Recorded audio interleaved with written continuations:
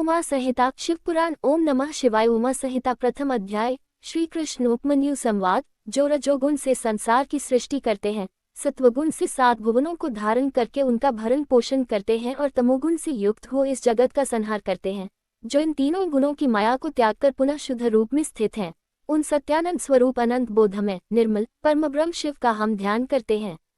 वे सर्वेश्वर शिव ही सृष्टिकाल में ब्रह्मा, पालन के समय विष्णु और संहार के समय रुद्र नाम धारण करते हैं। सत्व गुण एवं सत्व भाव से ही उनकी प्राप्ति संभव है। ऋषि बोले, हे महाज्ञानी व्यास शिष्य सूत जी, हम सब आपको नमस्कार करते हैं। आपने हम पर कृपा कर हमें कोटिरुद्र संहिता को सुनाया है। अब हमें उमा संहिता में वर्णित श्री पार्वती जी और शिव जी की अद्भुत लीलाओं के बारे में बताए। ऋषियों की इस प्रार्थना को सुनकर सूत जी बोले, हे मुनिगणों, आपकी प्रसन्नता के लिए मैं परम दिव्य भोग और मोक्ष प्रदान करने वाले इस मंगलमय चरित्र को सुनाता हूँ। पूर्व काल में मुनि व्यास ने सनत कुमार जी से इस कथा को सुना था। सनत कुमार जी बोले, हे व्यास जी, श्री कृष्ण पुत्र पाने की इच्छा लेकर कैलाश पर्वत पर तपस्या करने पहुंचे। वहां उन्होंने उपमन्यु को तपस्या करते देखा और उनसे सब बातें कही तथा शिव महिमा बताने के लिए भी कहा। तब उपमन्यु बोले, हे श्री कृष्ण, एक बार जप करते हुए मैंने शिवजी का दर्शन किया। उनके पास अव्यय, गुह्य एवं अनेक दिव्य अस्त्र शस्त्र भी थे। शिवजी का त्रिशूल अत्यंत शक्तिशाली है एवं सागर के जल को एक पल में सुखा सकता है। इसी त्रिशूल से शिवजी ने लवणासुर का वध किया था। वहां मैंने एक फरसा देखा जो अत्यंत तीक्ष्ण धार वाला था। यही फरसा शिवजी ने परशुराम को दिया था। साथ ही वहां सुदर्शन चक्र भी था जो करोड़ों सूर्य के समान प्रकाशित हो रहा था। शिवजी का पिनाक नामक धनुष, तलवार, गदा आदि शस्त्र भी मैंने वहां देखे। तत्पश्चात मैंने त्रिलोकीनाथ कल्याणकारी भगवान शिव को वहां पर देखा। उनके दाहिनी ओर ब्रह्माजी हंस से जुते विमान में बैठे थे और बाईं ओर श्रीहरि विष्णु गरुड़ पर बैठे हुए थे। मनु, भृगु आदि ऋषिगण देवराज इंद्र सहित सभी देवता वहां उनके सम्मुख खड़े थे। रुद्र जी के पास ही नंदी एवं अन्य भूतगण बैठे थे। सभी हाथ जोड़कर अपने आराध्य देव की स्तुति कर रहे थे। उन्हें देखकर मैंने भी सर्वेश्वर शिव की स्तुति करनी आरंभ कर दी। तभी शिवजी ने मुझे साक्षात दर्शन दिए और बोले, हे ब्राह्मण, मैं आपकी भक्ति से प्रसन्न हूँ, अपना मनचाहा वर मांगो। शिवजी के उत्तम वचनों को सुनकर मैंने हाथ जोड़कर कहा, हे देवाधिदेव महादेव, यदि आप मुझ पर प्रसन्न हैं तो मुझे अपनी अविरल भक्ति प्रदान कीजिए। प्रभो, मुझे मेरे परिवार सहित दूध भात का भोजन सदा मिलता रहे। उपमन्यु के वचन सुनकर शिवजी बोले, तथास्तु, तुम सब मुनियों में परम ऐश्वर्यशाली होगे तथा तुम्हें सदैव अमृतमय क्षीर की प्राप्ति होगी। जब भी तुम भक्ति भाव से मेरा ध्यान करोगे मैं तुम्हें दर्शन दूंगा। यह कहकर शिवजी वहां से अंतर्धान हो गए। हे कृष्ण, भगवान शिव ही सब तत्वों के ज्ञाता हैं, वे ही सर्वेश्वर हैं और इस संसार का हित और कल्याण करने वाले हैं। अतः पुत्र प्राप्ति हेतु तुम शिवजी की आराधना करो। दूसरा अध्याय। शिव भक्तों का आख्यान। श्री कृष्ण जी ने उपमन्यु से पूछा, हे ब्राह्मण राज, भगवान शिव के पूजन से जिन शिव भक्तों का उद्धार हुआ है, अर्थात शिव जी की विशेष कृपा जिन्हें प्राप्त हुई है, उनके विषय में बताए। श्री कृष्ण के प्रश्न को सुनकर उपमन्यु बोले, हे कृष्ण, राक्षसराज हिरण्यकशिपु ने शिवजी को अपनी घोर तपस्या से प्रसन्न किया। तब उन्होंने उसे ऐश्वर्य संपन्न राज्य प्रदान किया। उसी का पुत्र नंदन भी शिवजी से वरदान पाकर युद्ध में विजयी हुआ और उसने देवराज इंद्र को 10,000 वर्षों तक अपना दास बनाए रखा। इसी प्रकार सतमुख राक्षस ने शिव पूजन कर 1000 पुत्र प्राप्त किए।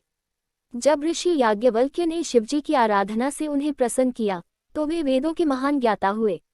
व्यास मुनि को भी शिव कृपा से वेद, पुराण, इतिहास एवं शास्त्रों का ज्ञान प्राप्त हुआ। एक बार की बात है, शिवजी के क्रोध से पृथ्वी का सब जल सूख गया था। तब सब देवताओं ने शिवजी को उनकी आराधना करके प्रसन्न किया।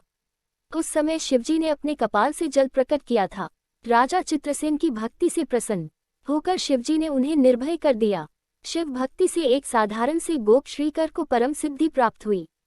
सीमंतिनी के सोमवार के व्रत के पुण्य एवं भक्ति फल से शिवजी ने उसके पति चित्रांगद की रक्षा की। चंचुला नामक व्यभिचारिणी स्त्री के गोकर्ण में कथा सुनने से भक्तवत्सल भगवान शिव ने उसके सभी पापों का नाश कर दिया और उसके पति विंदुक को भी सद्गति प्रदान की। महाकाय नामक व्याध ने शिव भक्ति से सद्गति पाई। महामुनि दुर्वासा को शिव भक्ति से मोक्ष की प्राप्ति हुई। यही नहीं, ब्रह्मा जी ने शिव आराधना द्वारा इस पूरी सृष्टि की रचना की। मार्कंडेय जी भगवान शिव की कृपा से ही दीर्घायु हुए। भगवान शिव के वर से ही शांडिल्य जगत प्रसिद्ध एवं पूजनीय हुए। इस प्रकार मैंने आपको शिवजी के अनेकों भक्तों के बारे में बताया। जिन्हें शिव कृपा से रिद्धि सिद्धि की प्राप्ति हुई। तीसरा अध्याय, शिव महात्म्य वर्णन। श्री कृष्ण जी ने उपमन्यु से पूछा, हे महामुने, क्या भगवान शिव मुझे भी दर्शन देंगे? उनकी बात सुनकर उपमन्यु बोले, अवश्य ही भगवान शिव आपको दर्शन देंगे। मैं आपको एक अद्भुत मंत्र बताता हूँ, जिसके जाप से निश्चय ही शिवजी प्रसन्न होकर न केवल आपको दर्शन देंगे अपितु आपकी पुत्र प्राप्ति की इच्छा भी अवश्य पूरी करेंगे। तब उन्होंने श्री कृष्ण को शिव महिमा का वर्णन करते हुए पंचाक्षरी मंत्र ओम नमः शिवाय की दीक्षा दी।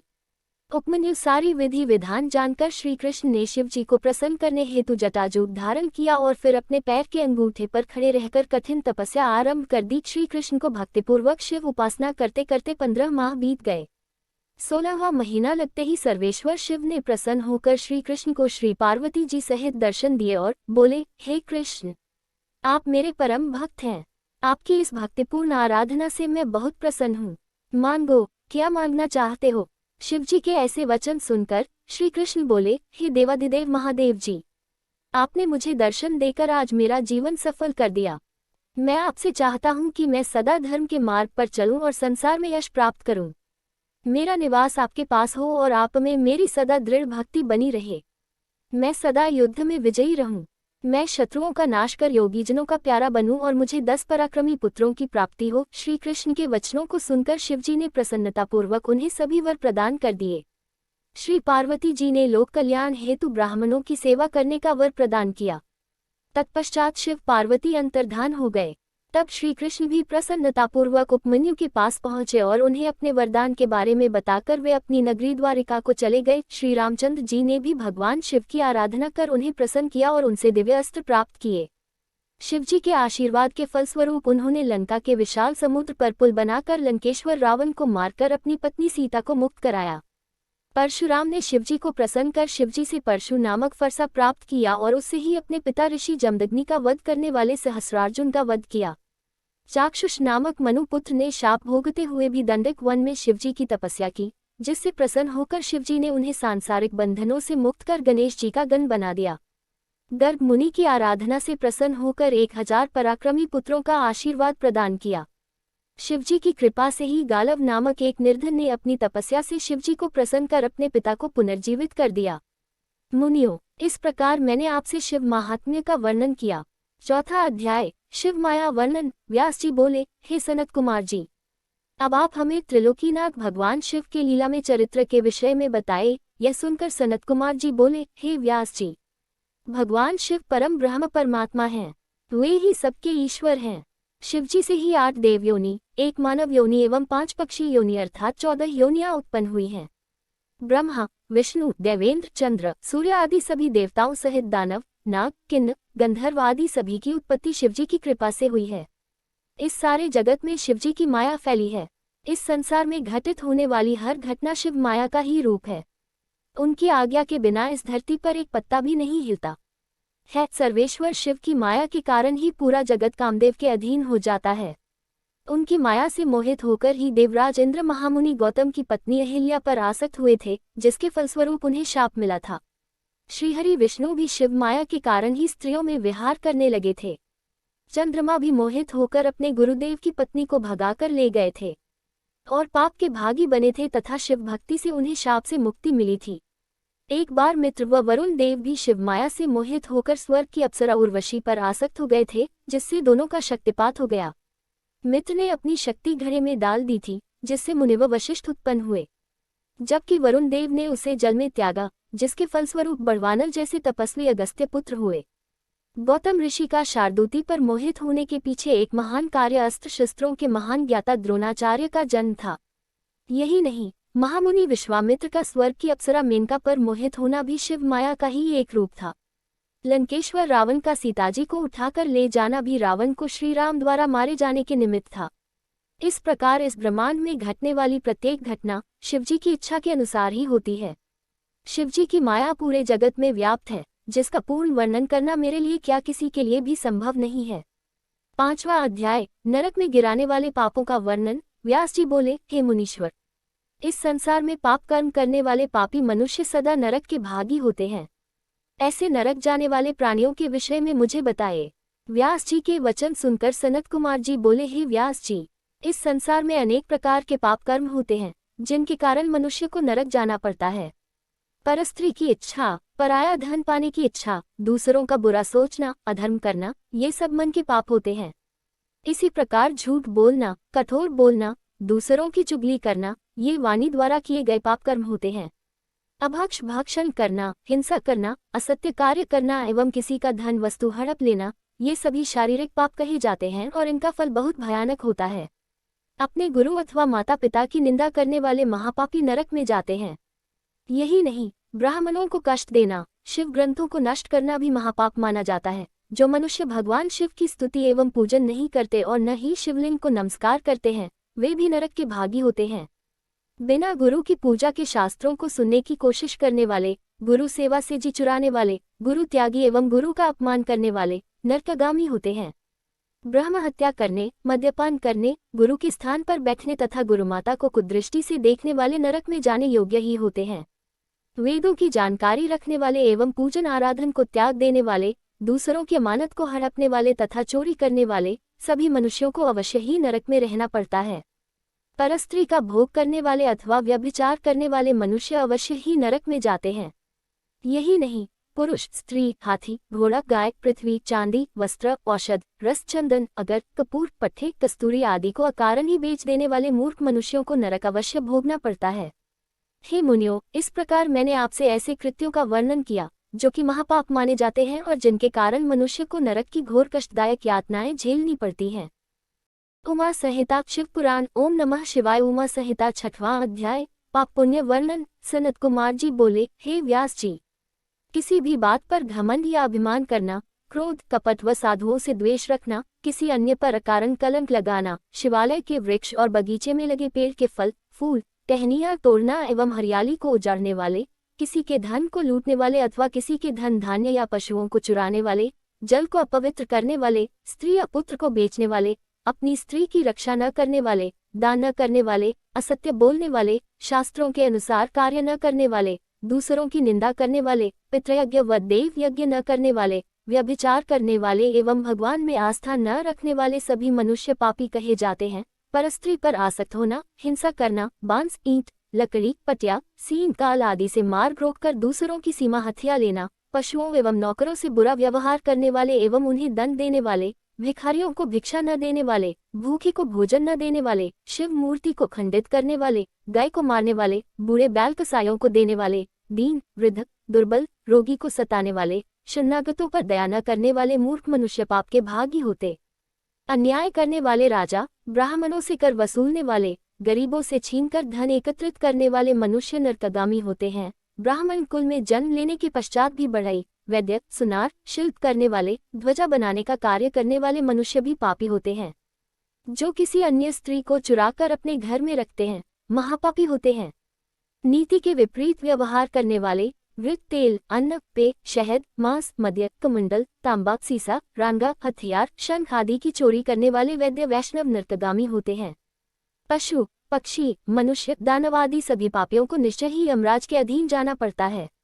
एक दूसरे से असमानता का व्यवहार करने वाले दुष्ट, पापियों को दंड देने वाले सभी के शासक यमराज हैं और मरने के पश्चात मनुष्य को यातनाएं भोगनी ही पड़ती हैं।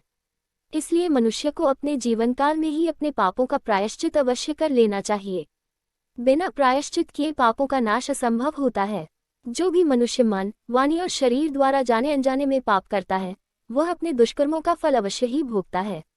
7वां अध्याय, नरक वर्णन। सनत कुमार जी ने महामुनि वेद व्यास से कहा, हे महामुने, इस संसार में पाप करने वाले सभी मनुष्यों को यमलोक जाकर अपने पापों का फल अवश्य भोगना पड़ता है।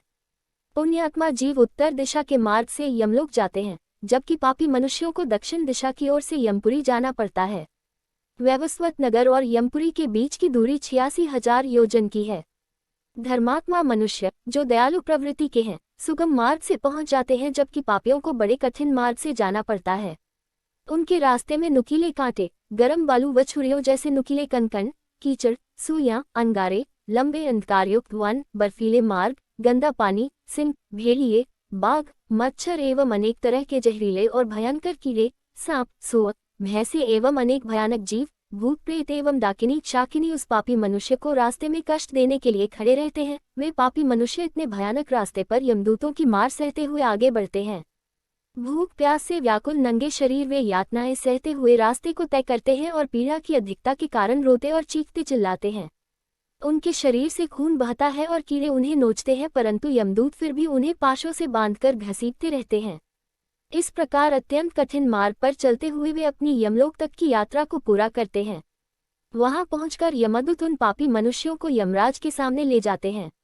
यमलोक में यमराज उन मनुष्यों के पाप और पुण्यों का लेखा जोखा देखते हैं। पुण्यात्माओं को यमराज प्रसन्नतापूर्वक उत्तम विमान में बैठाकर सादर स्वर्ग लोक भेज देते हैं, परंतु यदि उन्होंने कुछ भी पाप किए होते हैं तो उन्हें उनका दंड अवश्य भोगना पड़ता है तथा अपने पापों को भोगने के पश्चात उन्हें यमदूतों द्वारा स्वर्ग भेज दिया जाता है। परंतु ऐसे मनुष्य जो सदा ही पाप कर्मों में संलिप्त रहते हैं को यमराज का बड़ा भयानक रूप देखने को मिलता है। यमराज भयंकर दाढ़ों वाले, विकराल भौहों वाले, अनेक भयानक अस्त्र शस्त्र धारण किए हुए, 18 हाथ वाले, काले भैंसे पर बैठे अग्नि के समान लाल आंखों वाले एवं प्रलयकाल की अग्नि के समान तेजस्वी भयानक रूप धारण किए दिखाई देते हैं और पापियों को बड़े कठोर दंड देते हैं। तब भगवान चित्रगुप्त धर्मयुक्त वचनों से उन्हें समझाते हैं। 8वां अध्याय, नरक की 28 कोटियां। सनत कुमार जी बोले, हे महामुनि व्यास, जब यमदूत पापी मनुष्यों को लेकर यमलोक पहुंच जाते हैं तो वहां चित्रगुप्त पापियों को फटकारते हुए कहते हैं, पापियों, तुम अपने जीवन काल में सदा पाप कर्म करते रहे हो, अब उन पापों के फल भोगने का समय आ गया है। इसी प्रकार पापी दुष्ट राजाओं को डांटते हुए वे कहते हैं कि राज्य का सुख मिलने पर तुम अपने को सर्वस्व मानने लगे और इसी घमंड में मदमस्त होकर तुमने अपनी प्रजा के साथ बहुत बुरा व्यवहार किया और उन्हें अनेकों तरह के कष्ट तथा यातनाएं दी। उन बुरे कर्मों के पाप मैल के समान अब भी तुम्हारे शरीर से चिपके हुए हैं। तब यमदूत चंड एवं महांड उन पापी राजाओं को उठाकर गरम गरम भट्टियों में फेंक देते हैं ताकि पाप रूपी मैल जल जाए और फिर वहीं से उन पर वज्र का प्रहार करते हैं। इस प्रकार की यातना से उनके कानों से खून बहने लगता है और वे बेहोश हो जाते हैं। तब वायु का स्पर्श कराकर उन्हें पुनः होश में लाया जाता है। तत्पश्चात उन्हें नरक रूपी समुद्र में डाल दिया जाता है। पृथ्वी के नीचे नरक की 7 कोटियां हैं जो कि घोर अंधकार में स्थित हैं। इन सब की 28 कोटियां हैं।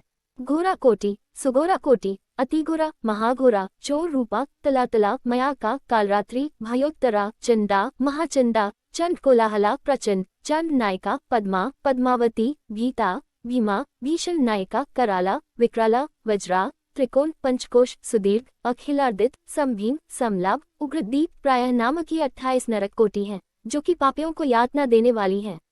इन नरक कोटियों का निर्माण पापियों को यातना देने के लिए ही किया गया है। इसके अतिरिक्त इन कोटियों के 5 नायक भी हैं। यही 100 रौरवप्राक एवं 140 महानरकों को महानरकमंडल कहा जाता है। 9वां अध्याय, साधारण नरकागति। सनत कुमार जी कहते हैं, जिस प्रकार सोने को अग्नि में तपाकर ही कुंदन बनाया जाता है, उसी प्रकार पापियों की जीवात्माओं को भी शुद्ध करने हेतु नरक की अग्नि में डाला जाता है। सर्वप्रथम पापियों के दोनों हाथों को रस्सियों से बांधकर उन्हें पेड़ पर उल्टा लटका दिया जाता है। उनके पैरों में लोहा बांध दिया जाता है ताकि दर्द से तड़पते हुए प्राणी अपने द्वारा किए गए पापों को याद करे। तत्पश्चात उन्हें तेल के उबलते हुए कड़ाहे में इस प्रकार भूना जाता है जिस प्रकार हम बैंगन भूनते हैं। फिर उन्हें अंधकारयुक्त कुओं में धकेल दिया जाता है जहां पर अनेकों प्रकार के कीड़े एवं भयानक जीव उन पर चिपक जाते हैं। उन्हें नोचते और खाते हैं। इस प्रकार पापी जीवों को अनेक प्रकार की यातनाएं भोगनी पड़ती हैं। फिर कुओं से निकालकर उन्हें पुनः नरक में फेंक दिया जाता है। वहां पर उनकी पीठ पर बड़े बड़े हथौड़े से, जो कि तपाए हुए होते हैं, उनकी पीठ को छलनी कर दिया जाता है। कहीं उन पापी आत्माओं को आरी से चीरा जाता है। फिर उन पापात्माओं को मांस व रुधिर खाने के लिए बाध्य किया जाता है। इस प्रकार वे पापात्मा मनुष्य अनेकों कष्टों को भोगते हैं। उनका शरीर अनेक प्रकार की यातनाएं भोगता है। तत्पश्चात वे यमदूत पापियों को निरुद्धवास नामक नरक में डाल देते हैं। यहाँ रेत के भवन होते हैं जो कि भट्टी के समान तपकर उन्हें पीड़ा पहुंचाते हैं। वहीं पर पापी प्राणियों के हाथ, पैर, सिर, माथे, छाती और शरीर के अन्य अंगों पर आग में तपते हुए हथौड़ों से एक के बाद एक अनगिनत प्रहार किए जाते हैं। तत्पश्चात उसे गर्म रेत में फेंक दिया जाता है। फिर गंदे कीचड़ में फेंक दिया जाता है। कुंभीपाक नामक नरक में पापात्माओं को तेल के जलते हुए कड़ाहों में पकाया जाता है। फिर लाजाभक्ष सूची पत्र में डाल दिया जाता है। वहां इन्हें धधकती हुई अग्नि में फेंक दिया जाता है। फिर यमदूत अपने वज्र के समान कठोर प्रहारों से इन पापियों को छलनी करते हैं और उनके घावों पर नमक भर देते हैं। उनके मुंहों में लोहे की कीलें डाल दी जाती हैं। 10वां अध्याय नरक गति भोग वर्णन। सनत कुमार जी बोले, हे महामुने, पाखंड में लिप्त रहने वाले, झूठ बोलने वाले या अन्य किसी भी प्रकार से दूसरों का हित करने वाले नास्तिक मनुष्य द्विज आख्य नरक में जाते हैं। इस नरक में उन पर आधे कोस लंबे पैने हल चलाए जाते हैं। ऐसे दुष्ट मनुष्य जो अपने माता पिता अथवा गुरुओं की आज्ञा को नहीं मानते, के मुंह में कीड़ों से युक्त विष्ठा भर दी जाती है। जो पापी मनुष्य शिवालय, बगीचे, बावड़ी, तालाब, कुएं या ब्राह्मणों के रहने के स्थान को नष्ट करते हैं, ऐसे प्राणियों को कोल्हू में पेला जाता है, फिर उन्हें नरक की अग्नि में पकाया जाता है। भोग विलासी प्रवृत्ति के दुष्ट मानवों को यमदूत लोहे की गर्म स्त्री मूर्ति से चिपका देते हैं। महात्माओं की निंदा करने वाले पापियों के कानों में लोहा, तांबा व सीसा और पीतल को गुलाकर भर दिया जाता है। जो पापी कामी पुरुष की बुरी नज़र से नारी को देखते हैं, उनकी आंखों में सुए और गर्म राख भर दी जाती है। जो पापी महात्माओं के दिए गए धर्म संबंधित उपदेशों की अवमानना करते हैं और धर्मशास्त्रों की निंदा करते हैं, उनकी छाती, कंठ, जीभ, होंठ, नाक और सिर में 3 नोकों वाली कीलें ठोक दी जाती हैं और उन पर मुद्गरों से चोट की जाती है। दूसरों का धन चुराने वाले, पूजन सामग्री को पैर लगाने वाले दुष्ट मनुष्यों को अनेक प्रकार की यातनाएं भोगने के लिए दी जाती हैं। जो पापी धनी होते हुए भी दान नहीं करते और घर आए भिखारी को खाली लौटा देते हैं, ऐसे पुरुषों को घोर यातनाएं सहनी पड़ती हैं। जो सत्पुरुष भगवान शिव का पूजन करके विधि विधान से उनका हवन करने के पश्चात शिव मंत्र को जाप करके यम मार्ग को रोकने वाले श्याम एवं शवल नामक श्वानों एवं पश्चिम, वायव्य, दक्षिण और नैऋत्य दिशा में रहने वाले पुण्य कर्मों वाले कौओं को बलि देते हैं, उन मनुष्यों को कभी यमराज का दर्शन नहीं करना पड़ता है। 4 हाथ लंबा मंडप बनाकर उसके ईशान में धन्वंतरी, पूर्व में इंद्र, पश्चिम में सुदक्षोम और दक्षिण में यम एवं पितरों के लिए बलि देनी चाहिए। तत्पश्चात कुत्तों एवं पक्षियों के लिए अन्न डालें। स्वाहाकार, स्वधाकर, वष्टकार एवं हंतकार धर्ममयी गाय के 4 स्तन हैं, इसलिए गौ सेवा को आवश्यक माना जाता है और इसीलिए हम गोमाता की पूजा करते हैं। ऐसा न करने वाले पापी मनुष्यों की अवश्य ही दुर्गति होती है और वे नरक को भोगते हैं तथा अनेक दुखों का सामना करते हैं। उमा संहिता शिव पुराण। ओम नमः शिवाय। उमा संहिता 11वां अध्याय अन्नदान महिमा। व्यास जी बोले, प्रभु, पापी मनुष्यों को अनेक दुख भोगते हुए यमलोक का रास्ता तय करना पड़ता है। क्या ऐसा कोई उपाय है जिससे यममार्ग की यात्रा सुखपूर्वक पूरी की जा सके? व्यास जी के प्रश्न को सुनकर सनत कुमार जी बोले, हे महामुने, ऐसे जीव बिना कष्टों के सीधे यमलोक पहुंच जाते हैं, जो दयालु होते हैं और सदा धर्म के मार्ग पर चलते हुए सदैव दूसरों की सहायता हेतु कार्य करते हैं। जो सत्पुरुष ब्राह्मणों को खड़ाऊं या जूते पहनाते हैं, वे घोड़े पर यमपुरी पहुंचते हैं। इसी प्रकार छाता और बिस्तर दान करने वाले आराम से आसन पर बैठकर पेड़ पौधे लगाने वाले वृक्षों की छाया में यमपुर पहुंचते हैं। जो मनुष्य फूलों की वाटिका लगाते हैं, उन्हें ले जाने हेतु पुष्प विमान आता है। साधु संतों के लिए मकान बनवाने वाले मनुष्यों को सुंदर भवन विश्राम करने के लिए मिलते हैं। इसी प्रकार माता पिता, ब्राह्मण और गुरुओं की सेवा करने वाले पुरुषों का आदर होता है। अन्न और जल का दान करने वाले मनुष्यों को यमपुरी के रास्ते में अन्न जल की कोई कमी नहीं होती। ब्राह्मणों के चरण दबाने वाले मनुष्य आरामपूर्वक घोड़े पर सवार होकर यमलोक जाते हैं।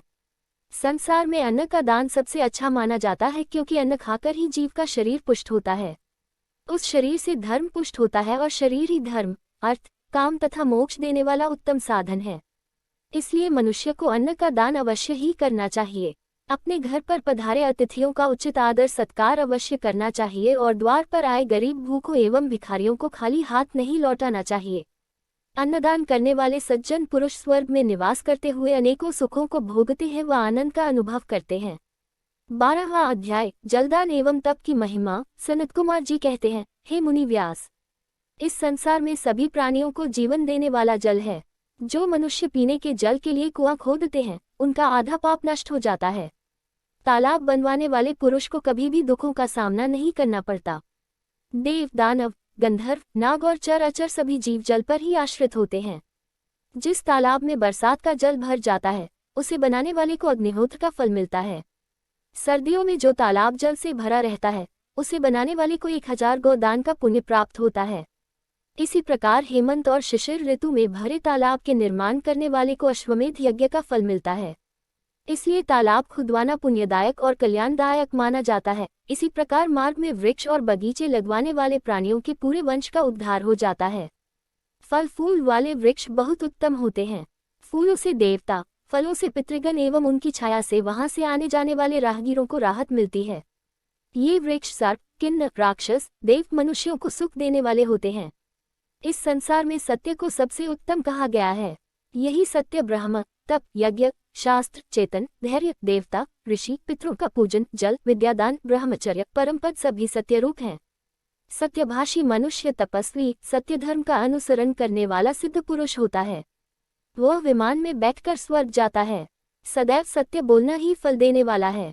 तपस्या द्वारा स्वर्ग, यश, मुक्ति, कामना, ज्ञान, विज्ञान, संपत्ति, सौभाग्य, रूप और इनसे अधिक पदार्थ होते हैं। साथ ही मन की सभी कामनाएं अवश्य पूरी होती हैं। तपस्या के बगैर किसी भी मनुष्य अथवा जीव को भगवान शिव के परम धाम की प्राप्ति नहीं हो सकती। शुद्ध हृदय से त्रिलोकीनाथ भक्तवत्सल देवादिदेव महादेव की तपस्या करने से ब्रह्महत्या जैसे महापाप से भी मुक्ति मिल सकती है। तपस्या ही सारे संसार को सुख और शांति प्रदान करने वाली है। इसलिए सुखों की इच्छा करने वाले एवं भोग और मोक्ष चाहने वाले मनुष्यों को तप अवश्य करना चाहिए। 13वां अध्याय, पुराण महात्म्य। सनत कुमार जी बोले, हे महामुने, जो ब्राह्मण वेद शास्त्रों को पढ़कर दूसरे मनुष्यों को सुनाते हैं, उन्हें इस पुण्य का फल अवश्य मिलता है। नरक की यातनाओं के विषय में बताकर जीवों को सचेत करने वाले पुराण के ज्ञाता और धर्मोपदेशकों को श्रेष्ठ गुरु माना जाता है। वे अपने असीम ज्ञान द्वारा जगत का कल्याण करते हैं। अपना परलोक सुधारने हेतु मनुष्यों को धन, अन्न, भूमि, स्वर्ण, गौ, रथ, वस्त्र एवं आभूषण आदि वस्तुओं का दान करना चाहिए। जुता हुआ खेत अर्थात लहलहाते फसल वाले खेत का दान करने से मनुष्य की 10 पीढ़ियां सुधर जाती हैं। वह मनुष्य सभी सुखों को भोगकर अंत में विमान पर सवार होकर सीधे स्वर्गलोक जाता है। अपने घर में अथवा शिवालय या मंदिरों में भगवान शिव, विष्णु और सूर्य पुराण का पाठ करवाने वाले उत्तम पुरुष को राजसूय यज्ञ व अश्वमेध यज्ञ का फल मिलता है। वे सूर्यलोक होते हुए ब्रह्मलोक में जाते हैं। देवताओं के मंदिरों में पुराणों की अमृतमय कथा कराने वाले सत्पुरुषों को अश्वमेध यज्ञ का फल मिलता है। इस संसार में मुक्ति प्राप्त करने की इच्छा रखने वाले मनुष्यों को श्रद्धापूर्वक भक्ति भावना से शिव पुराण की परम पवित्र कथा अवश्य पढ़नी अथवा सुननी चाहिए। प्रतिदिन कुछ समय के लिए शिव पुराण की कथा अवश्य सुननी या पढ़नी चाहिए। इस संसार में अपने कर्मों के बंधनों से मुक्त होने के लिए शिव पुराण का ज्ञान अवश्य प्राप्त करना चाहिए। निरंतर योग शास्त्रों का अध्ययन करने अथवा पुराणों का श्रवण करने से समस्त पापों का नाश होता है एवं धर्म की वृद्धि होती है। 14वां अध्याय, विभिन्न दानों का वर्णन। सनत कुमार जी बोले, हे व्यास जी, मनुष्य यदि दान के लिए सुपात्रों को ही चुने तभी उसका परम कल्याण होता है। गौ, पृथ्वी, विद्या और तुला का दान सर्वोत्तम माना जाता है। अपने घर के द्वार पर आए मांगने वाले अर्थात याचकों को दूध देने वाली गाय, वस्त्र, जूते, अन्न, छाता अथवा भक्तिभाव से श्रद्धापूर्वक जो भी यथासंभव दान दिया जाए वह परम कल्याणकारी होता है। यही नहीं, स्वर्ण, तिल, हाथी, कन्यादासी, घर, रथ, मणि, गौ, कपिला और अन्न, इन 10 दानों को महादान माना जाता है। इन 10 महादानों को जो भी मनुष्य भक्ति भावना से करता है वह इस भवसागर से अवश्य ही पार हो जाता है। वह सत्पुरुष जीवन और मरण के बंधनों से सदा के लिए मुक्त हो जाता है। त्रिलोकीनाथ देवादिदेव महादेव जी की परम कृपा पाकर उसे भोग और मोक्ष की प्राप्ति हो जाती है। सोने में सींग रूप में खुरमुराकर वस्त्र, आभूषण एवं अन्य वस्तुओं सहित गाय और बछड़े का दान जो मनुष्य सुपात्र विद्वान ब्राह्मण को करता है उसके सभी मनोरथों की सिद्धि हो जाती है। वह जीव इस लोक में सभी सुख भोगकर शिवलोक को जाता है। उसे लोक परलोक में सभी इच्छित वस्तुओं की प्राप्ति होती है। मन में मुक्ति की इच्छा लेकर किया गया दान अवश्य ही हितकर होता है। इस जगत में तुला के दान को भी उत्तम माना जाता है। तुला दान करने वाले मनुष्य को चाहिए कि वह मन ही मन शिवजी का स्मरण करके उनसे प्रार्थना करे कि वे उसका कल्याण करें। तराजू के एक पलड़े में बैठकर दूसरे पलड़े में अपनी शक्ति के अनुसार द्रव्य भरें और जब दोनों तरफ वजन बराबर हो जाए तो उस द्रव्य को किसी सुपात्र ब्राह्मण को दान करें। ऐसा दान करते समय शुद्ध हृदय से कल्याणकारी भगवान शिव से प्रार्थना करें कि हे प्रभु, मैंने बचपन से लेकर अब तक अपने जीवन में जाने अनजाने जो भी पाप किए हों उन्हें आप अपनी कृपा दृष्टि से भस्म कर दें। हे ऋषिगणों, इस प्रकार तुला दान से जीव सभी पापों से मुक्त हो जाता है तथा सीधे स्वर्गलोक को जाता है और वहीं निवास करता हुआ सभी उत्तम भोगों को भोगता है। 15वां अध्याय, पाताल लोक का वर्णन। सनत कुमार जी बोले, हे व्यास जी, अब मैं आपको ब्रह्मांड के विषय में बताता हूँ। यह ब्रह्मांड जल के बीच में स्थित है और त्रिलोकीनाथ भगवान शिव के अंश शेषनाग ने इसे अपने फन पर धारण कर रखा है एवं श्रीहरि विष्णु इसका पालन करते हैं। सभी देवता और ऋषि मुनि, साधु संत सृष्टि के कल्याण हेतु शेषनाग का प्रतिदिन पूजन करते हैं। इन्हीं शेषनाग को अनंत नाम से भी जाना जाता है। आप अनेकों गुणों से संपन्न हैं और आपकी कीर्ति का गुणगान सभी देवताओं सहित सारे ग्रह और नक्षत्र भी निरंतर करते हैं। नाग कन्याएं सदैव आपकी पूजा और आराधना करती रहती हैं। इन्हीं के संकर्षण रूप रुद्रदेव हैं। शेषनाग के बल और स्वरूप को स्वयं देवता भी भली भांति नहीं जानते तो फिर साधारण पुरुष भला कैसे जान सकते हैं। पृथ्वी के निचले भाग में अतल, वितल, सुतल, रसातल, तलातल, पाताल आदि कुल 7 लोक हैं जो कि 10-10 हजार योजन लंबे और चौड़े तथा 20-20 हजार योजन ऊंचे हैं। इन सब की रत्न स्वर्ण की पृथ्वी एवं आंगन है। इसी स्थान पर दैत्य महानाग रहते हैं। सूर्य द्वारा उपलब्ध कराई जाने वाली धूप तथा प्रकाश, चंद्रमा की शीतलता एवं चांदनी सिर्फ पृथ्वी लोक को आलोकित करती है। यहीं पर सर्दी, गर्मी और वर्षा नामक अनेक ऋतुएं होती हैं। इस प्रकार पाताल लोक में सभी प्रकार के सुख विद्यमान हैं जो कि जीवों की सभी आवश्यकताओं को पूरा करने में पूर्णतः सक्षम हैं। धरा में जल के अनगिनत स्रोत हैं जो कि अपने स्वच्छ और निर्मल जल से जीवों की प्यास बुझाते हैं। भैरे यहाँ पर सदा गुंजार करते हैं। यहाँ पर अनेक सुंदर अप्सराएं नृत्य करती हैं और गाना गाती हैं।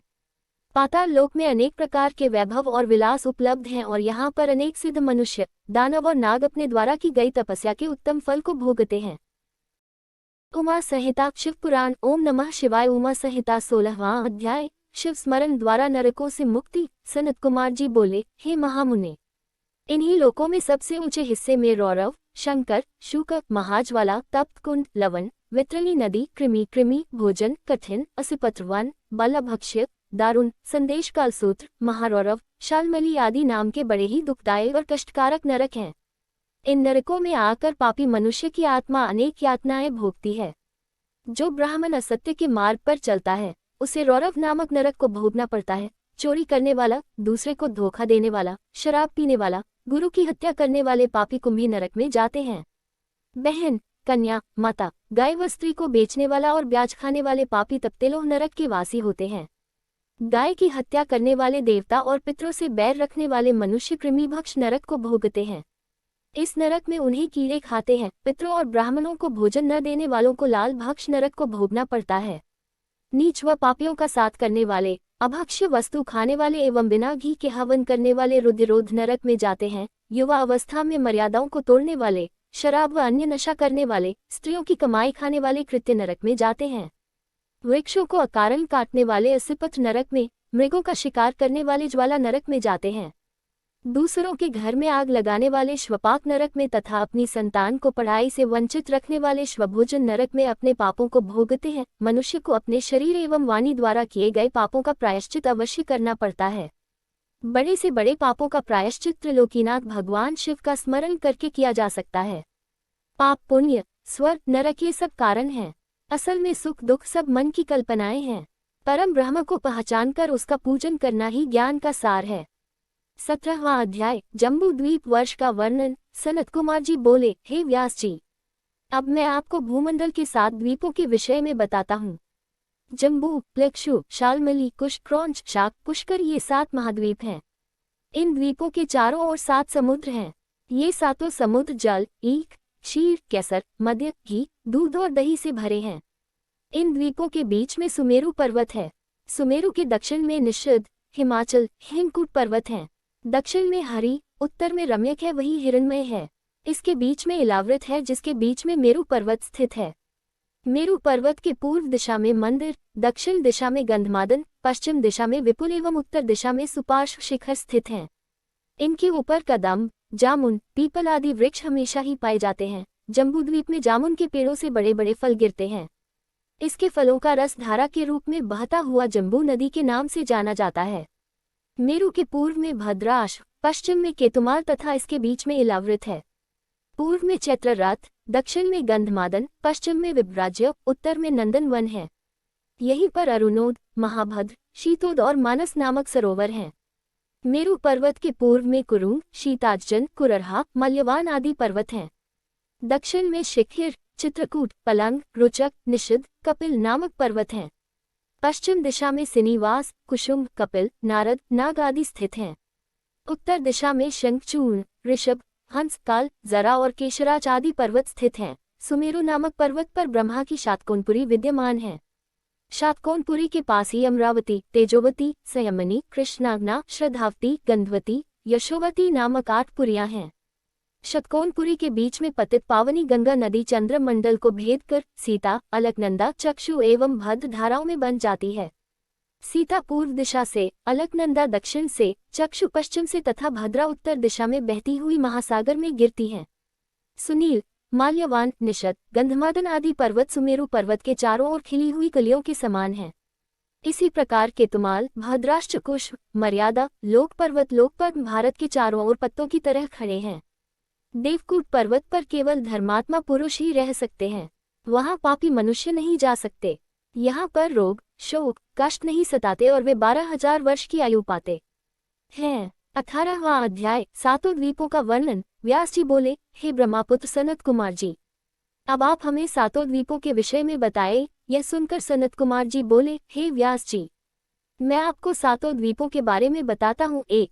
जम्बूद्वीप हिमालय के दक्षिण समुद्र से उत्तर की ओर फैला 9,000 योजन जम्बूद्वीप है।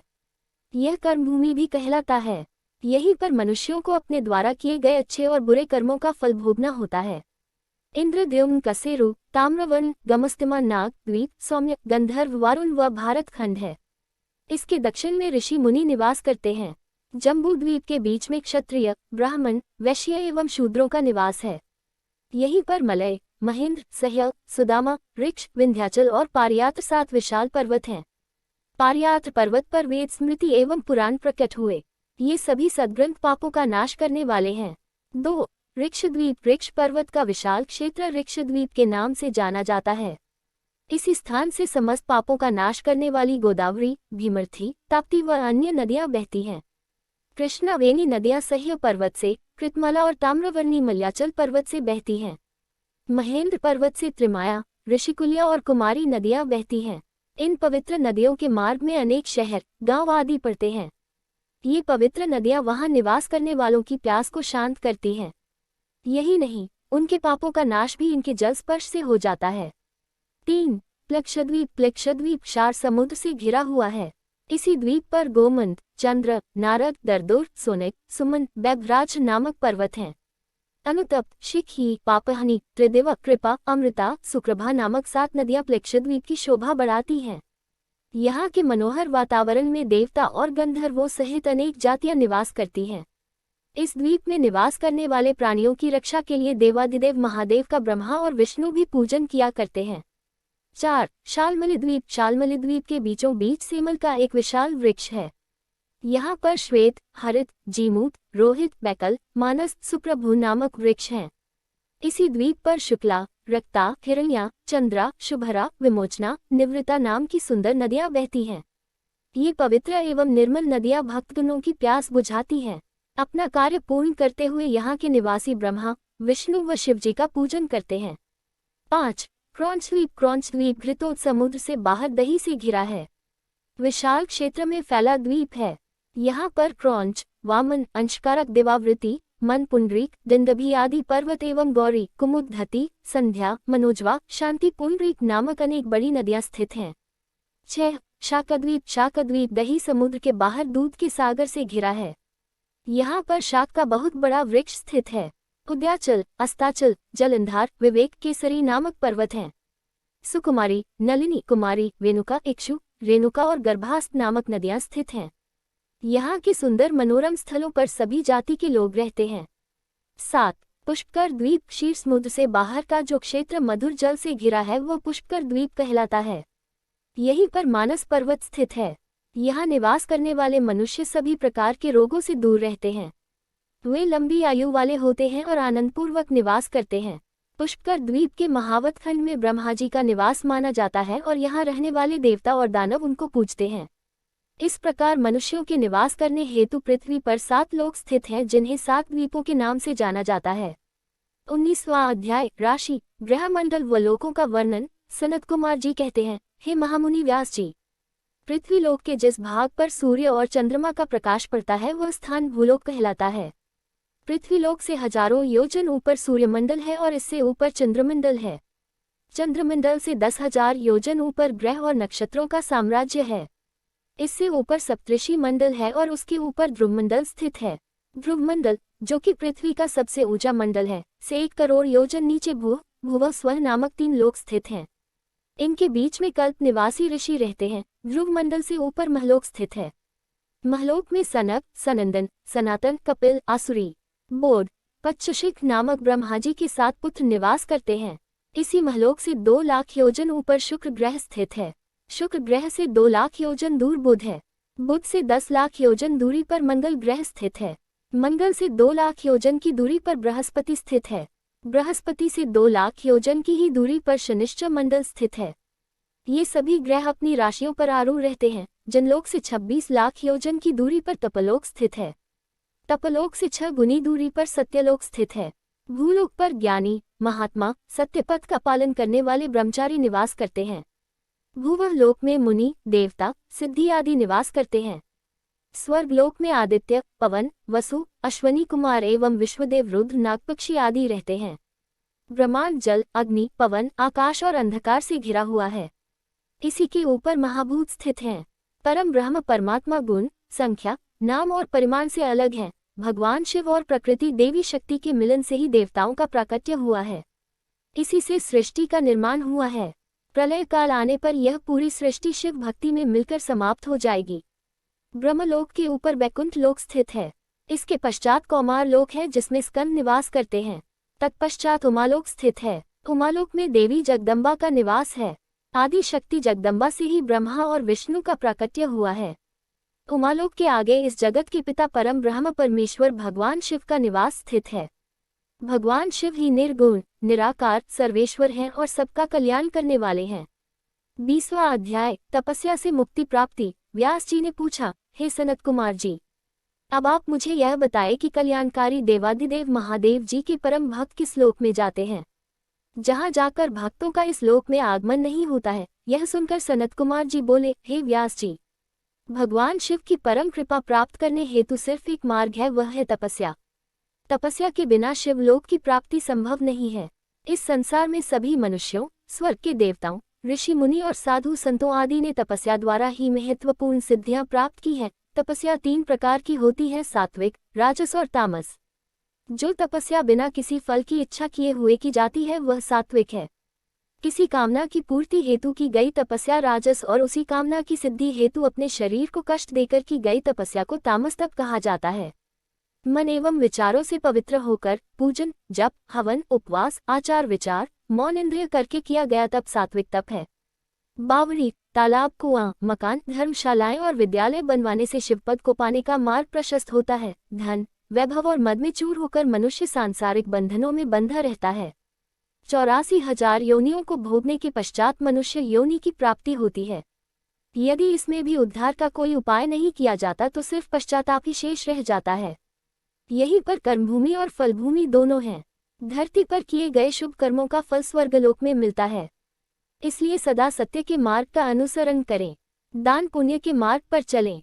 अपने जीवन काल में जिन्होंने कुछ समय के लिए त्रिलोकीनाथ भगवान शिव के नाम का स्मरण किया है उन्हें भयानक नरक को नहीं भोगना पड़ता।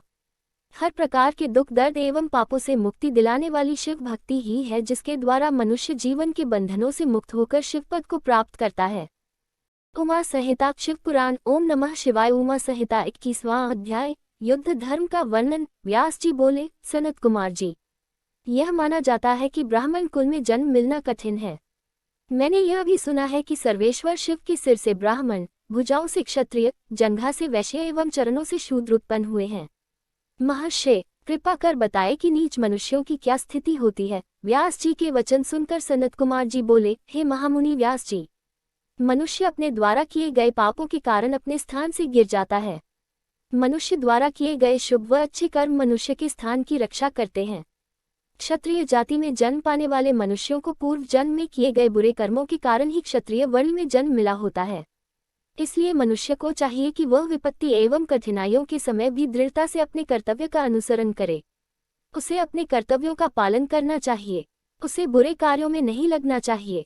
इसी प्रकार मनुष्य अपने स्थान की रक्षा कर सकते हैं। शूद्र वर्ण में जन्म लेने वाले मनुष्य यदि अपने से ऊंचे तीनों वर्णों की सेवा मन लगाकर उचित रीति से धर्मानुसार जीवन भर करते हैं तो उन्हें अगले जन्म में वैश्य वर्ण में जन्म मिलता है। इसी प्रकार जो वैश्य विधि विधान के अनुसार पूजा अर्चना करता है और हवन आदि करता है और सदा धर्म और सत्य के पथ पर चलता है तो उसे अपने दूसरे जन्म में क्षत्रिय होने का गौरव मिलता है। जो क्षत्रिय विधिपूर्वक यज्ञ और अनुष्ठान श्रेष्ठ ऋषिगणों के सानिध्य में पूरे करता है वह अपने क्षत्रिय धर्म का सही से पालन करता है, उसे ब्राह्मण कुल में दूसरा जन्म मिलता है। इसी प्रकार ब्राह्मण कुल का जो ब्राह्मण अपने धर्म का दृढ़ता एवं स्थिरता से पालन करता है वह देवता को प्रसन्न करता है, उसे स्वर्ग की प्राप्ति होती है। व्यास जी ने फिर पूछा, हे सनत कुमार जी, अब आप हम सबको युद्ध का महात्म्य सुनाएं। सनत कुमार जी बोले, हे महामुने, जिस अद्भुत फल की प्राप्ति विभिन्न प्रकार के यज्ञों जैसे अग्निष्टोमादि को विधि विधान से करने से भी नहीं होती, उस महाफल की प्राप्ति युद्ध द्वारा आसानी से हो सकती है। धर्मपूर्वक अपने पद पर अडिग रहने वाला क्षत्रिय, जो कि युद्ध में पराजित नहीं होता और न ही युद्ध में पीठ दिखाता है, ऐसा वीर योद्धा जो लड़ते लड़ते युद्ध क्षेत्र में पराजित न होकर वीरगति को प्राप्त होता है, उसे सीधे स्वर्गलोक की प्राप्ति होती है। वह जीवन मृत्यु के बंधनों से मुक्त हो जाता है। अपने शत्रुओं को मारकर स्वयं भी मर जाने वाले क्षत्रियों को निश्चय ही स्वर्ग में स्थान मिलता है। युद्ध भूमि में प्राप्त हुई मृत्यु सभी जाति एवं वर्णों के लिए सुखदायक है। युद्ध के मैदान में यदि ब्राह्मण भी शस्त्रों को साथ लेकर युद्ध के लिए आता है तो उसका वध करना ब्रह्महत्या नहीं होता और उसका पाप भी नहीं लगता। मरता हुआ मनुष्य यदि पानी मांगे तो उसकी प्यास बुझाना धर्मसंगत है। कभी भी शरण में आए मनुष्यों को युद्ध में नहीं मारना चाहिए, अन्यथा ब्रह्महत्या का पाप लगता है। 22वां अध्याय, गर्भ में स्थित जीव, उसका जन्म तथा वैराग्य। व्यास जी बोले, हे महर्षि, आपने हमारी बहुत सी जिज्ञासाओं को शांत किया है। अब आप हमें जीव का जन्म, उसकी गर्भ में स्थिति एवं जीव के वैराग्य के बारे में बताए। महामुनि व्यास के प्रश्न को सुनकर सनत कुमार जी बोले, हे मुने, हमारे शरीर की पुष्टि रस एवं मैल से हुई है। मैल 12 रूपों में शरीर से बाहर होता है। कान, आँख, नाक, जीभ, दांत, लिंग, गुदा, मलाशय, स्वेद, कफ, विष्ठा, मूत्र आदि मल स्थान है। हमारा हृदय सभी नाड़ियों से जुड़ा हुआ है, इसी के द्वारा शरीर में रस पहुँचता है। यही रस आत्मा से परिपक्व होता है। जब यह रस पकता है तो सर्वप्रथम त्वचा का निर्माण होता है और त्वचा शरीर से लिपट जाती है। फिर खून बनता है, तत्पश्चात रोम, बाल, स्नायु, अस्थि, मज्जा पैदा होते हैं। ऋतुकाल में स्त्रियों के शरीर में प्रवेश वीर्य शरीर का निर्माण करता है। 1 दिन में कलिल, 5 दिन में बबूला, 7 रात्रि में मांसपिंड बन जाता है। धीरे धीरे समय के साथ साथ जीव के अंग बनते जाते हैं। इस प्रकार जीव अपनी माता के गर्भ में बढ़ता है और उसका विकास होता है। अपनी माता द्वारा खाए गए भोजन के रस से ही उसे भी भोजन मिलता है। इस प्रकार अपनी माता के गर्भ में पलता हुआ जीव अपने बारे में विचार करता है। उसे सुख दुख की प्राप्ति भी अपने पूर्व जन्म के कर्मों के अनुसार होती है। उसे गर्भ में ज्ञान होता है कि मैं इसी तरह जन्म मरण पाता रहता हूँ और प्रत्येक योनि में अनेकों दुखों को भोगता हूँ, इसलिए मुझे अपनी आत्मा के उद्धार के लिए अवश्य ही कुछ करना चाहिए। गर्भ में जीव अनेकों कष्टों को भोगता है क्योंकि गर्भ भी एक प्रकार की कैद ही है। जीवात्मा गर्भ में इस प्रकार पड़ी रहती है जैसे उस पर कोई पहाड़ रखा हो। इस प्रकार गर्भ में वह अनेक कष्टों को भोगता है। गर्भ में अनेक दुख और यातनाएं झेलनी पड़ती हैं। तभी तो धर्मात्मा 7वें माह में ही जन्म ले लेते हैं और पापी 9 महीने तक गर्भ की परेशानियों और कष्टों को झेलते हैं। 23वां अध्याय, शरीर की अपवित्रता तथा बालकपन के दुख। सनत कुमार जी बोले, हे महामुने, हमारा शरीर रज और वीर्य के मिलने से बनता है। विष्ठा के गर्भ में स्थित गर्भ में बनता है, इसी कारण इसे अपवित्र माना जाता है। इस अपवित्र देह को पंचगव्यों, कीवा, कुशाचला आदि किसी भी वस्तु से पवित्र नहीं किया जा सकता। शरीर को मिट्टी से मांगकर गंगाजल से धोने से भी कुछ नहीं होता। उसकी शुद्धि किसी भी प्रकार से नहीं होती। जिस प्रकार मलिन आत्मा अनेकों वर्षों तक भटकती रहती है, उसे किसी भी प्रकार से मुक्ति नहीं मिलती। दूषित पुरुष अग्नि की परिक्रमा एवं हवन यज्ञ आदि से भी पवित्र नहीं होते। मंदिरों एवं अन्य तीर्थ स्थानों पर निवास करने वाले जीव भी अपने कर्मों का फल भोगते रहते हैं। उन्हें वहां भी पवित्रता एवं शुद्धि नहीं मिलती। शुद्ध भावना से ईश्वर की स्तुति में लीन रहकर जीवन बिताने से ज्ञान की प्राप्ति होती है। ज्ञान से हमारा हृदय शुद्ध हो जाता है। ज्ञान रूपी जल एवं वैराग्य रूपी मृतिका से उसे शुद्धि प्राप्त हो जाती है। हमारा शरीर तो अपवित्र है, यह जानकर और समझकर मनुष्य यदि शांति से विचार करे तो उसे ज्ञान मिल जाता है। इस प्रकार वह जीवन से मुक्त हो जाता है। सच्चाई यह है कि सभी दुखों की जड़ यह मोह ममता है। यदि हम इसका त्याग कर दे तो फिर हमें सुख प्राप्त करने से कोई नहीं रोक सकता। वह जन्म मरण के बंधनों से मुक्त हो जाता है, परंतु ऐसा होता नहीं क्योंकि जब गर्भ में ज्ञान प्राप्त करके जीव संसार में पैदा होता है तो फिर सब कुछ भूल जाता है। वो ईश्वर को पहचान नहीं पाता। आँख होने पर भी वह अंधा, कान होते हुए भी बहरा हो जाता है। उसकी बुद्धि नष्ट हो जाती है और संसार में फंसकर वह दुख प्राप्त करता है। बालकपन व किशोरावस्था में जीव अनेक दुखों को भोगता है। वह अपने कल्याण का उसमें काम, क्रोध आदि की भावनाएं प्रबल हो जाती हैं। वह रास्ता नहीं ढूंढ पाता। जवानी में स्त्रियों का साथ पाना चाहता है। इस प्रकार के क्षणिक सुख को ही वह महासुख समझ लेता है और ईश्वर की ओर ध्यान नहीं देता। वह सांसारिक बंधनों में बंधकर अनेक दुखों को भोगता रहता है। 24वां अध्याय, स्त्री स्वभाव। व्यास जी बोले, हे मुनिराज, अब आप हमें पंचचूड़ा अप्सरा द्वारा वर्णित स्त्रियों के कुत्सित अर्थ के बारे में बताए। व्यास जी के प्रश्न का उत्तर देते हुए सनत कुमार जी बोले, हे व्यास जी, एक बार देवर्षि नारद भ्रमण कर रहे थे तो पंचचूड़ा अप्सरा मिली। तब नारद जी ने उससे कहा, सुंदरी, आप मुझे स्त्री स्वभाव के बारे में बताए। तब पंचचूड़ा ने कहा, हे देवर्षि, एक स्त्री होते हुए भला मैं स्त्रियों की बुराई कैसे कर सकती हूँ। आप स्त्री स्वभाव को स्वयं जानते ही हैं। नारियों का स्वभाव बड़ा रहस्यमय होता है। कुलीन और पवित्र कही जाने वाली स्त्रियां भी मर्यादा की रेखा को नहीं मानती। वे पापी पुरुषों का सेवन भी कर लेती हैं। सब पापों की जड़ नारी को ही माना जाता है। पुरुष द्वारा थोड़ा सा प्यार जताने पर स्त्रियां उसकी हो जाती हैं। आभूषण और वस्त्रों की चाह रखने वाली स्त्रियां कुसंगति में पड़कर बिगड़ जाती हैं। चंचल स्त्रियां बड़े बड़े विद्वानों और ऋषि मुनियों को भी मोह माया के झंझट में डालने वाली होती हैं। वे पुरुषों के साथ से कभी भी संतुष्ट नहीं होती। वे पुरुषों को देखते ही पाप की ओर उन्मुख हो जाती हैं। वे रति विलास को ही परम सुख मानती हैं। उन्हें धन वैभव की भी सदैव लालसा रहती है। सब प्रकार के दुर्गुण मिलकर भी स्त्री स्वभाव की समानता नहीं कर सकते। यमराज, मृत्यु, पाताल, बड़वानल, शूरधारा, विषसर्प, अग्नि सब मिलकर भी स्त्रियों की बराबरी नहीं कर सकते। वे महादारुण होती हैं। ब्रह्मा जी ने इस जगत को बनाते समय पंचमहाभूतों की रचना की। सारे लोकों को रच दिया। अपनी बनाई कृतियों में उन्होंने अनेक गुण भरे, परंतु स्त्रियों को बनाते समय सृष्टिकर्ता ब्रह्मा जी ने उनमें सिर्फ दोष ही दोष भर दिए। इस प्रकार पंचचूड़ा अप्सरा से स्त्रियों के बारे में ऐसे वचन सुनकर नारद जी को स्त्रियों से वैराग्य हो गया। 25वां अध्याय, काल का ज्ञान वर्णन। सनत कुमार जी बोले, हे महामुने, एक बार शिवजी ने देवी पार्वती को कालचक्र के बारे में बताना आरंभ किया। शिवजी बोले, हे देवी, मृत्यु काल का ज्ञान इस प्रकार है, जिस मनुष्य का शरीर अचानक पीला पड़ जाए और ऊपरी भाग में लालिमा आ जाए, जिसकी जीभ, मुंह, कान व आंखें स्तब्ध हो जाएं, जो शोर शराबा न सुन सके, जो सूर्य, चंद्र, अग्नि को काला या धुंधला देखे, ऐसा मनुष्य 6 महीने के अंदर ही काल का शिकार बनकर मृत्यु को प्राप्त होता है। जिस मनुष्य का बायां हाथ 7 दिन तक लगातार फड़कता रहे, शरीर कांपता रहे, तालू सूखा रहे, वह मनुष्य 1 महीने का ही मेहमान होता है।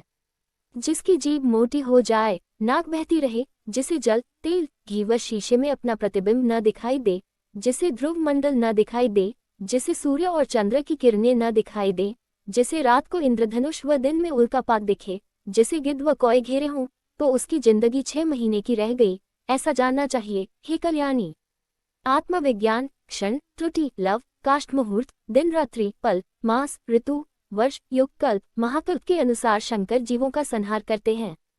वाम, दक्षिण एवं मध्य 3 मार्ग हैं। नाड़ियां प्राणों को धारण करती हैं। हमारे शरीर में 16 नाड़ियां हैं, जो 4 स्थानों पर रहती हैं। इन्हीं सब के अनुसार ही आयु की प्राप्ति मनुष्य को होती है। नाड़ियों एवं वायु का प्रवाह मनुष्य को शेष आयु बताने का कार्य करता है। इस प्रकार काल ज्ञानियों ने कालचक्र का वर्णन किया है। उमा संहिता शिव पुराण। ओम नमः शिवाय। शिव पुराण उमा संहिता 26वां अध्याय, कालचक्र निवारण का उपाय। देवी पार्वती बोली, हे नाथ, आपने कालचक्र का वर्णन मुझे सुनाया। हे देवादिदेव, अब कृपा करके इससे बचाव का उपाय भी मुझे बताए। अपनी प्राण वल्लभा के इस प्रकार के प्रश्न को सुनकर त्रिलोकीनाथ भगवान शिव बोले, देवियों में पृथ्वी, जल, तेज, पवन और आकाश आदि 5 तत्वों के संयोग से इस भौतिक शरीर की उत्पत्ति होती है। आकाश सर्वव्यापक है और सब वस्तुएं उसी में लीन हो जाती हैं। एक बार मैंने क्रोधवश काल को जला दिया था। जब जब मैं स्तुतियों द्वारा प्रसन्न हुआ तब काल पुनः प्रकृति में स्थिर हो गया। आकाश से वायु, वायु से तेज, तेज से जल, जल से पृथ्वी की उत्पत्ति होती है। जल के 4, तेज के 3, वायु के 2 और आकाश का 1 गुण है। शब्द, स्पर्श, रूप, रस और गंध आदि 5 भूत जब शरीर को त्याग देते हैं तभी प्राणी की मृत्यु होती है, और जब ये पांचों भूत शरीर को ग्रहण करते हैं तो प्राणी की उत्पत्ति होती है। काल को जीतने वाले योगीगण इन गुणों का ध्यान करते हैं।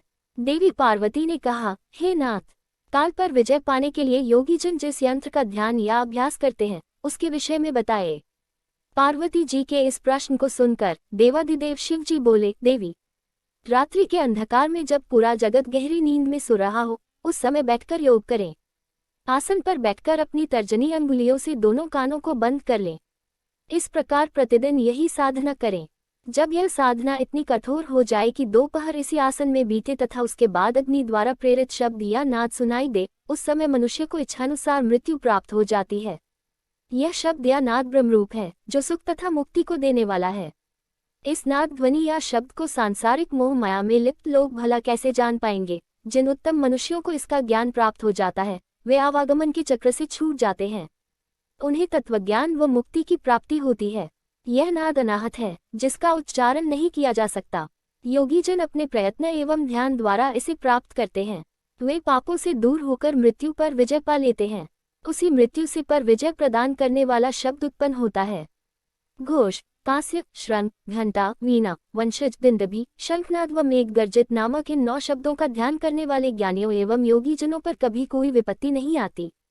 इसी प्रकार एकाग्रचित होकर नियमपूर्वक तुकांत शब्द की स्तुति और ध्यान करने वाले मनुष्यों के लिए कुछ भी असाध्य नहीं होता। उसकी हर कामना की सिद्धि होती है और अभीष्ट फल मिलता है। 27वां अध्याय, अमृतत्व प्राप्ति की साधनाएं। पार्वती जी बोली, हे प्रभु, यदि आप मुझ पर प्रसन्न हैं तो मुझे यह बताएं कि योगीजन वायु के पद को कैसे प्राप्त करते हैं।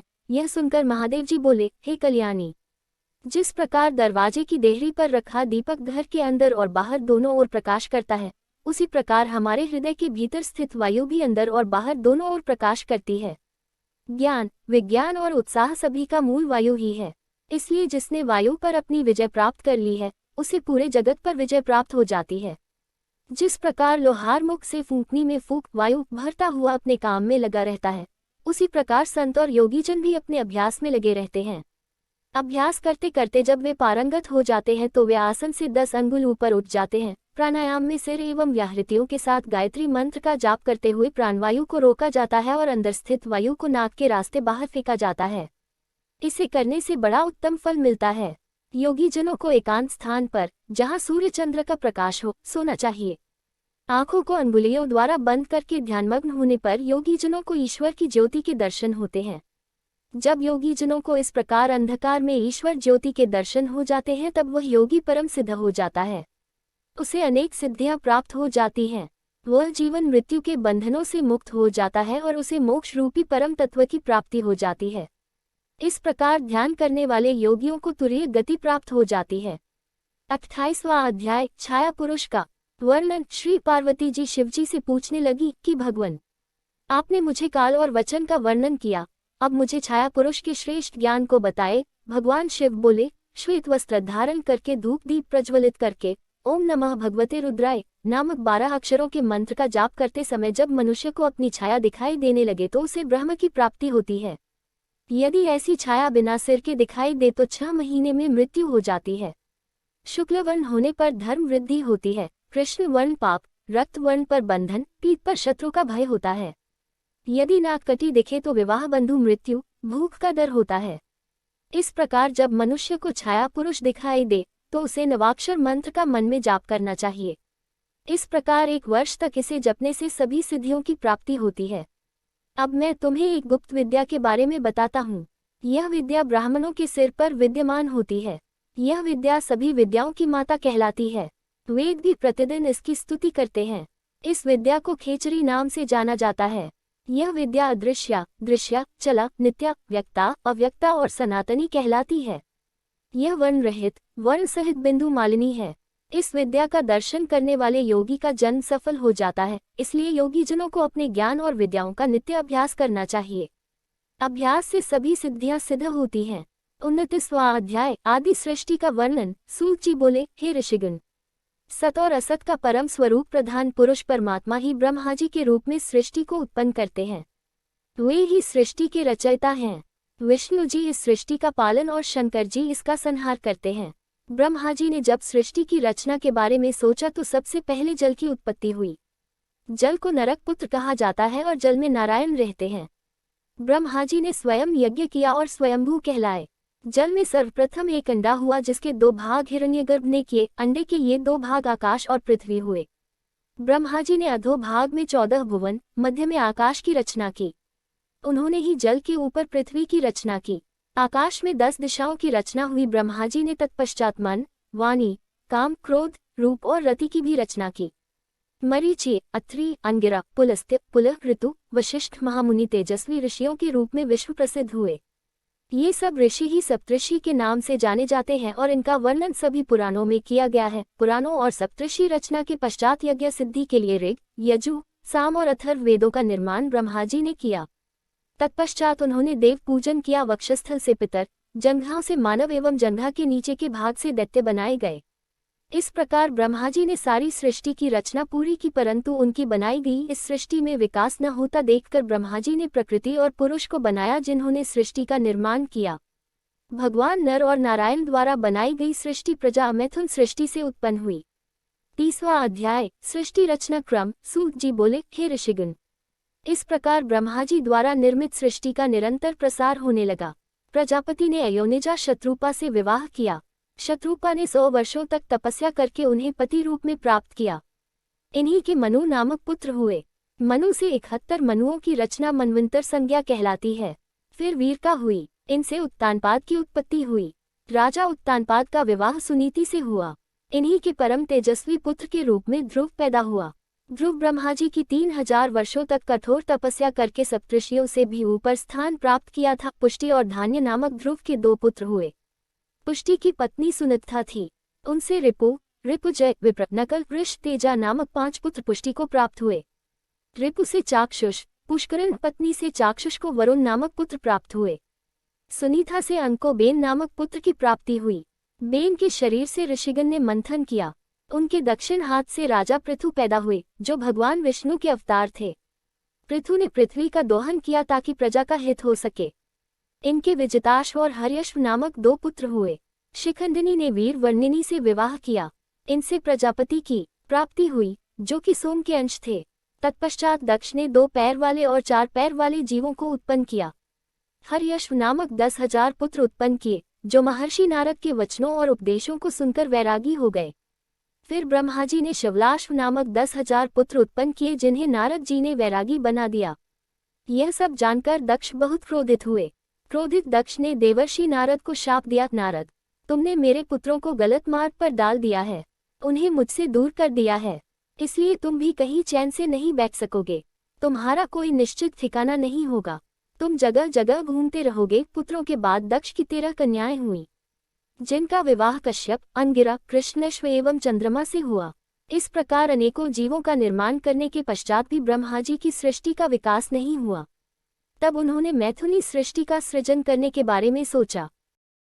उमा संहिता, शिव पुराण। ओम नमः शिवाय। उमा संहिता 31वां अध्याय, मैथुनी सृष्टि वर्णन। शौनक जी बोले, हे सूत जी, कृपा करके मुझे देव, दानव, गंधर्व, राक्षस और सर्पों आदि के बारे में बताए। यह सुनकर सूत जी बोले, जब ब्रह्मा जी द्वारा निर्मित सृष्टि का प्रजापति द्वारा विकास नहीं हुआ तब वीरसा ने अपनी कन्या का विवाह धर्म से कर दिया और मैथुनी सृष्टि का आरंभ हुआ।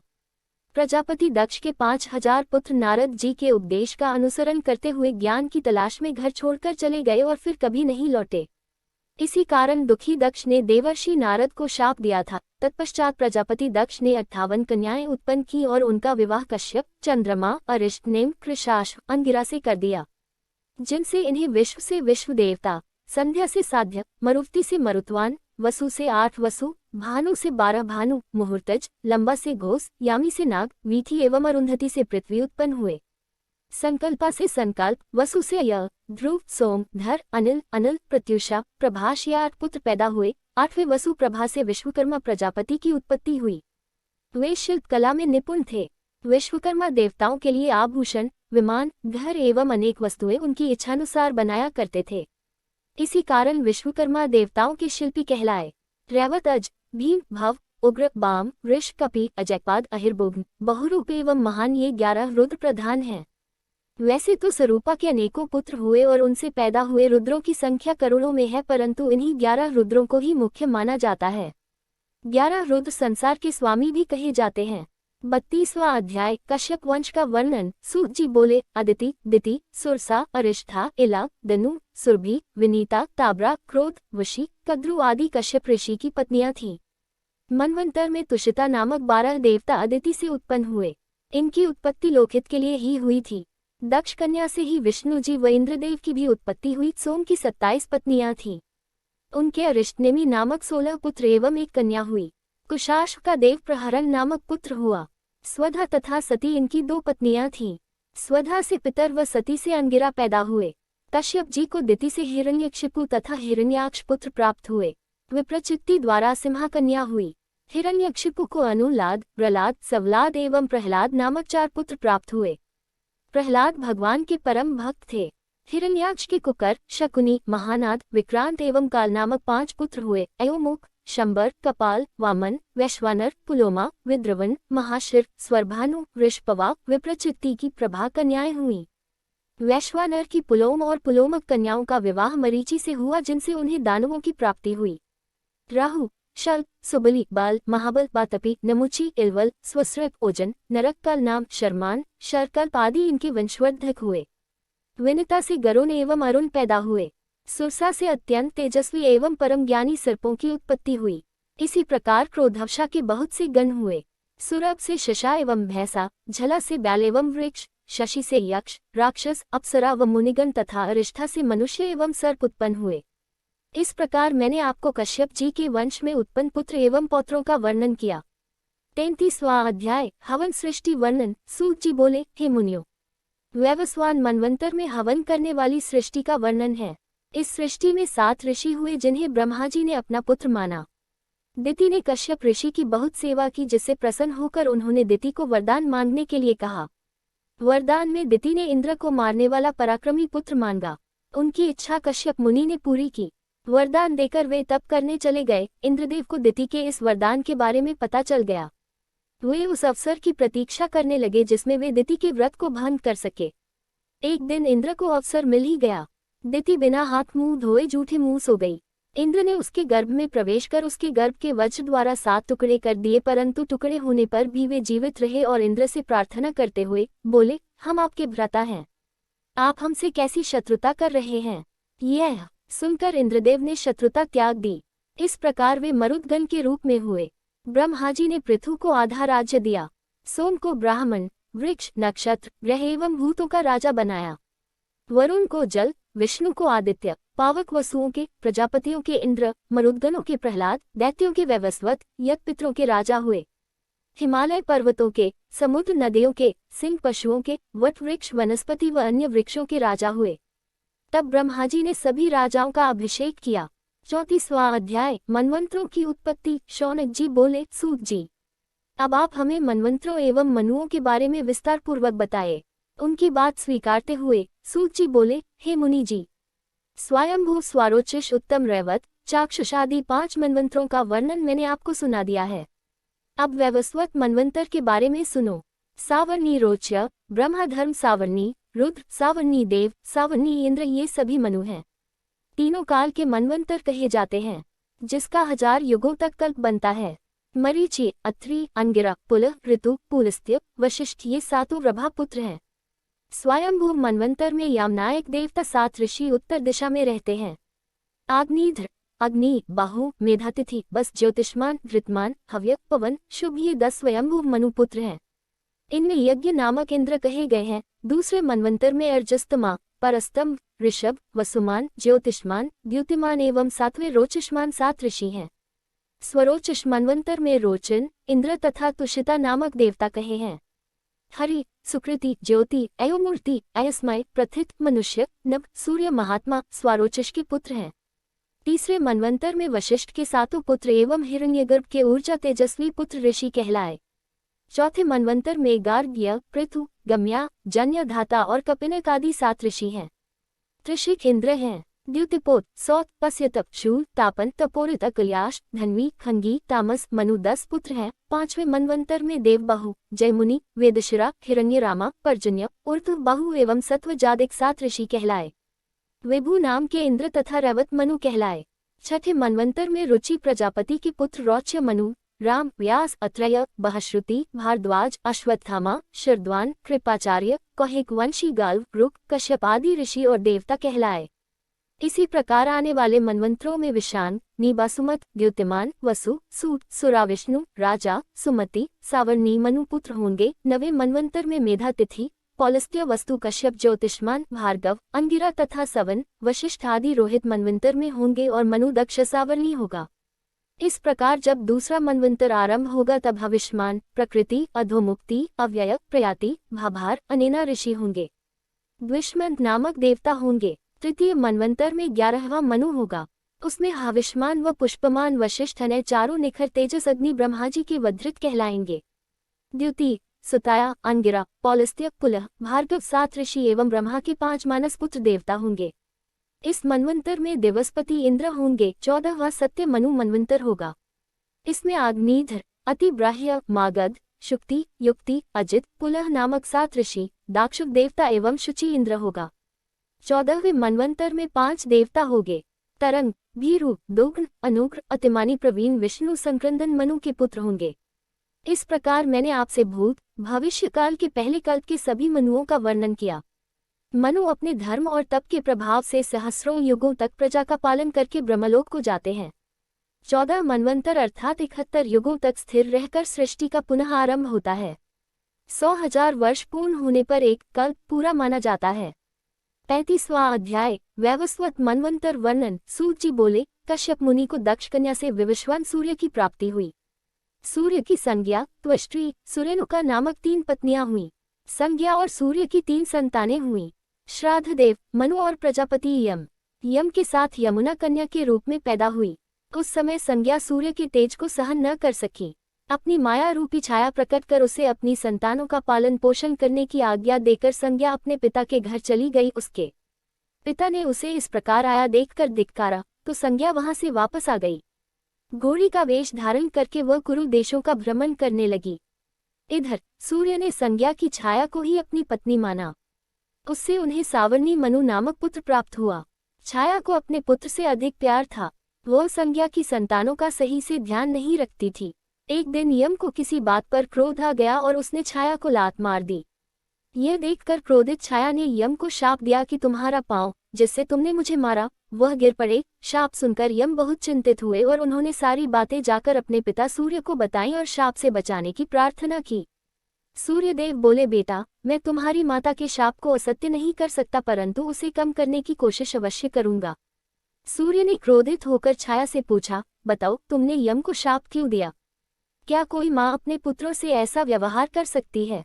तुम्हारा सबसे छोटे पुत्र से विशेष स्नेह है, अन्य सभी को तुम सदा डांटती रहती हो, ऐसा क्यों? इस प्रकार क्रोधित सूर्य के वचन सुनकर घबराई हुई छाया ने सारी बातें सच सच बता दी। फिर छाया ने सूर्य को शनि चक्र पर चढ़ाकर उनका तेज कम कर दिया।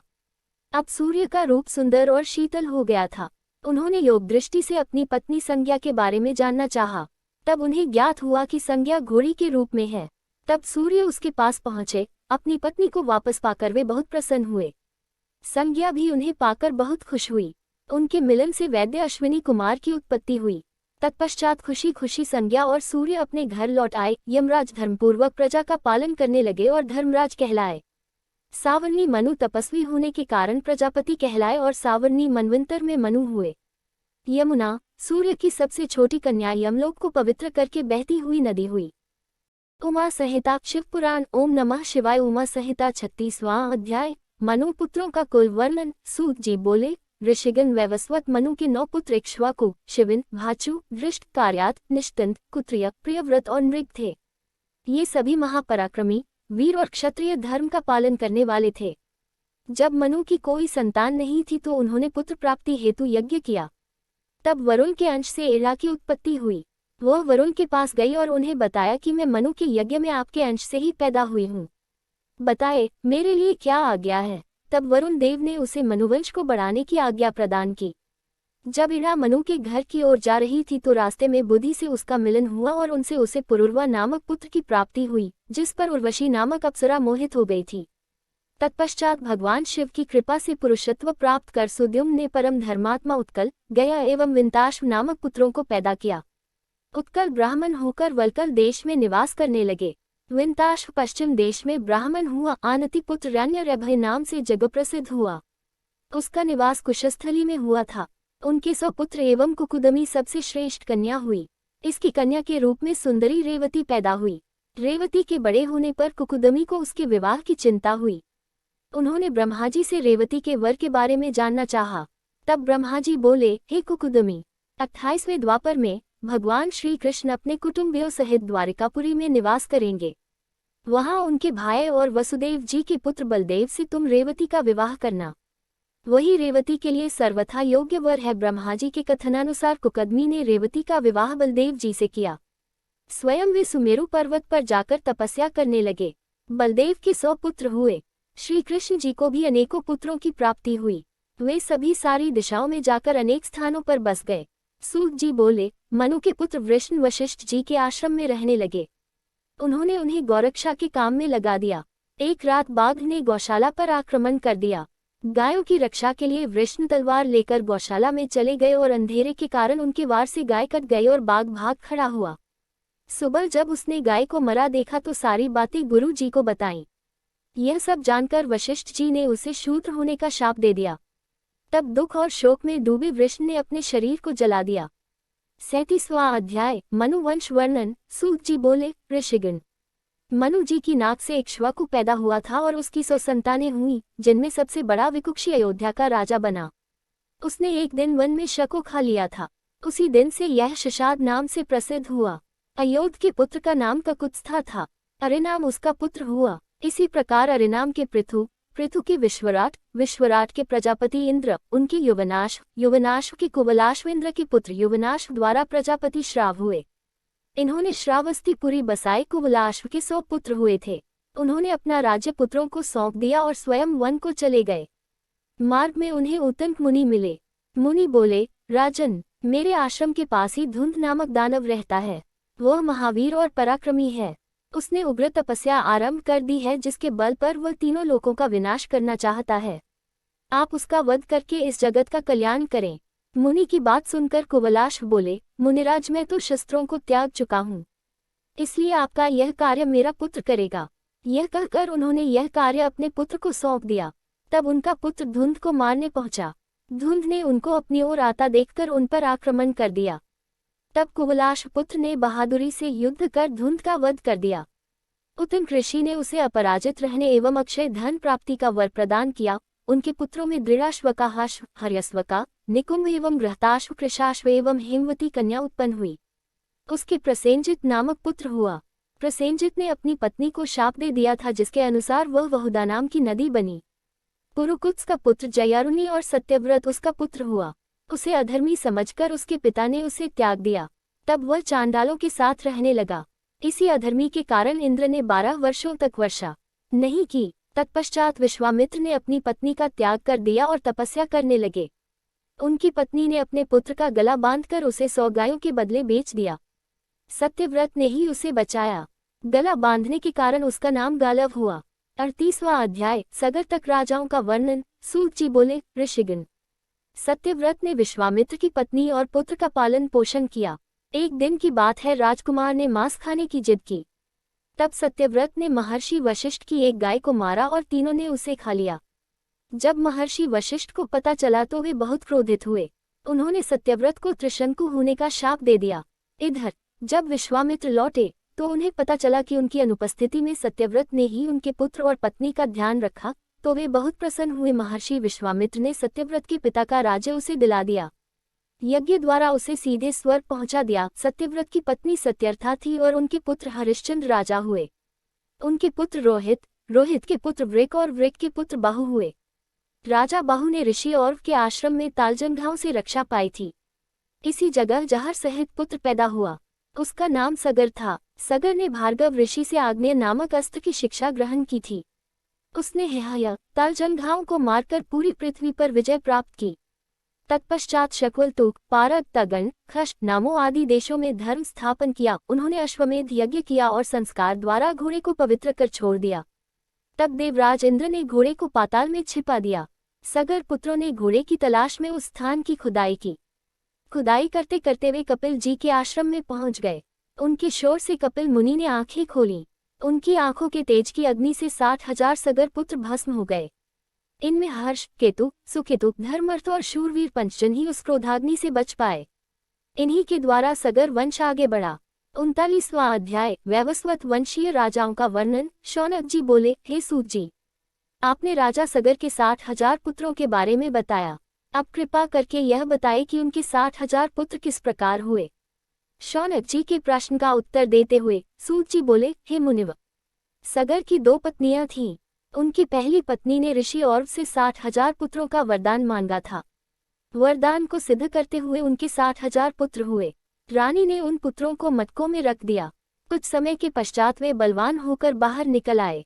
ये 60,000 पुत्र ही कपिल मुनि की क्रोधाग्नि से भस्म हो गए थे।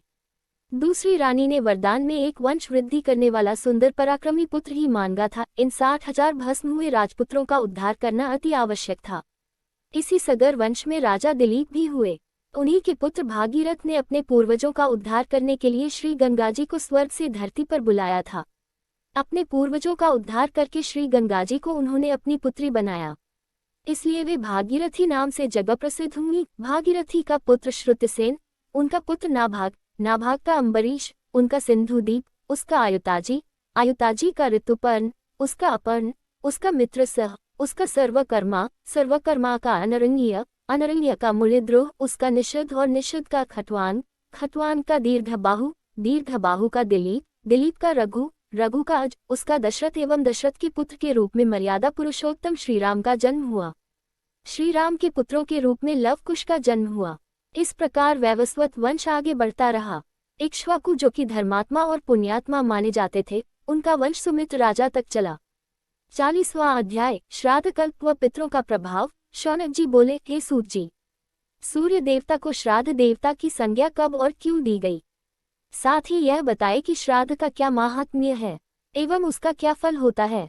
शौनक जी के प्रश्न का उत्तर देते हुए सूत जी बोले, हे मुनिव, जो पुरुष पिता, पितामह और प्रपितामह का नित्य श्राद्ध करते हैं, उन्हें धर्म एवं शुभ सम्मान की प्राप्ति होती है। एक बार युधिष्ठिर ने भीष्म पितामह से पूछा, पितामह, पितरों को श्राद्ध कैसे प्राप्त होते हैं?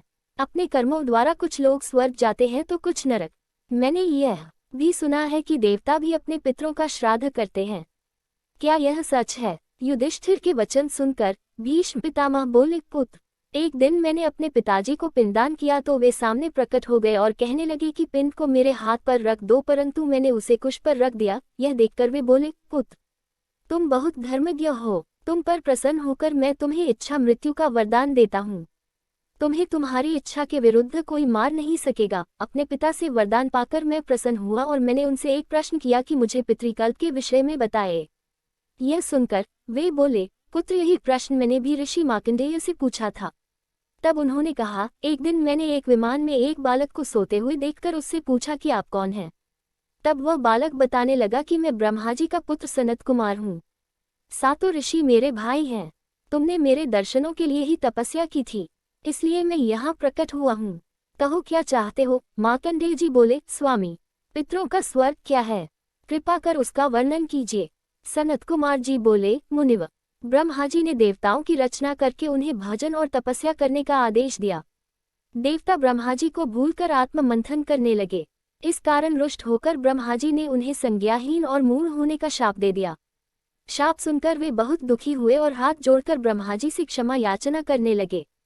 ब्रह्मा जी ने उन्हें उनके बड़ों से प्रार्थना करने के लिए कहा।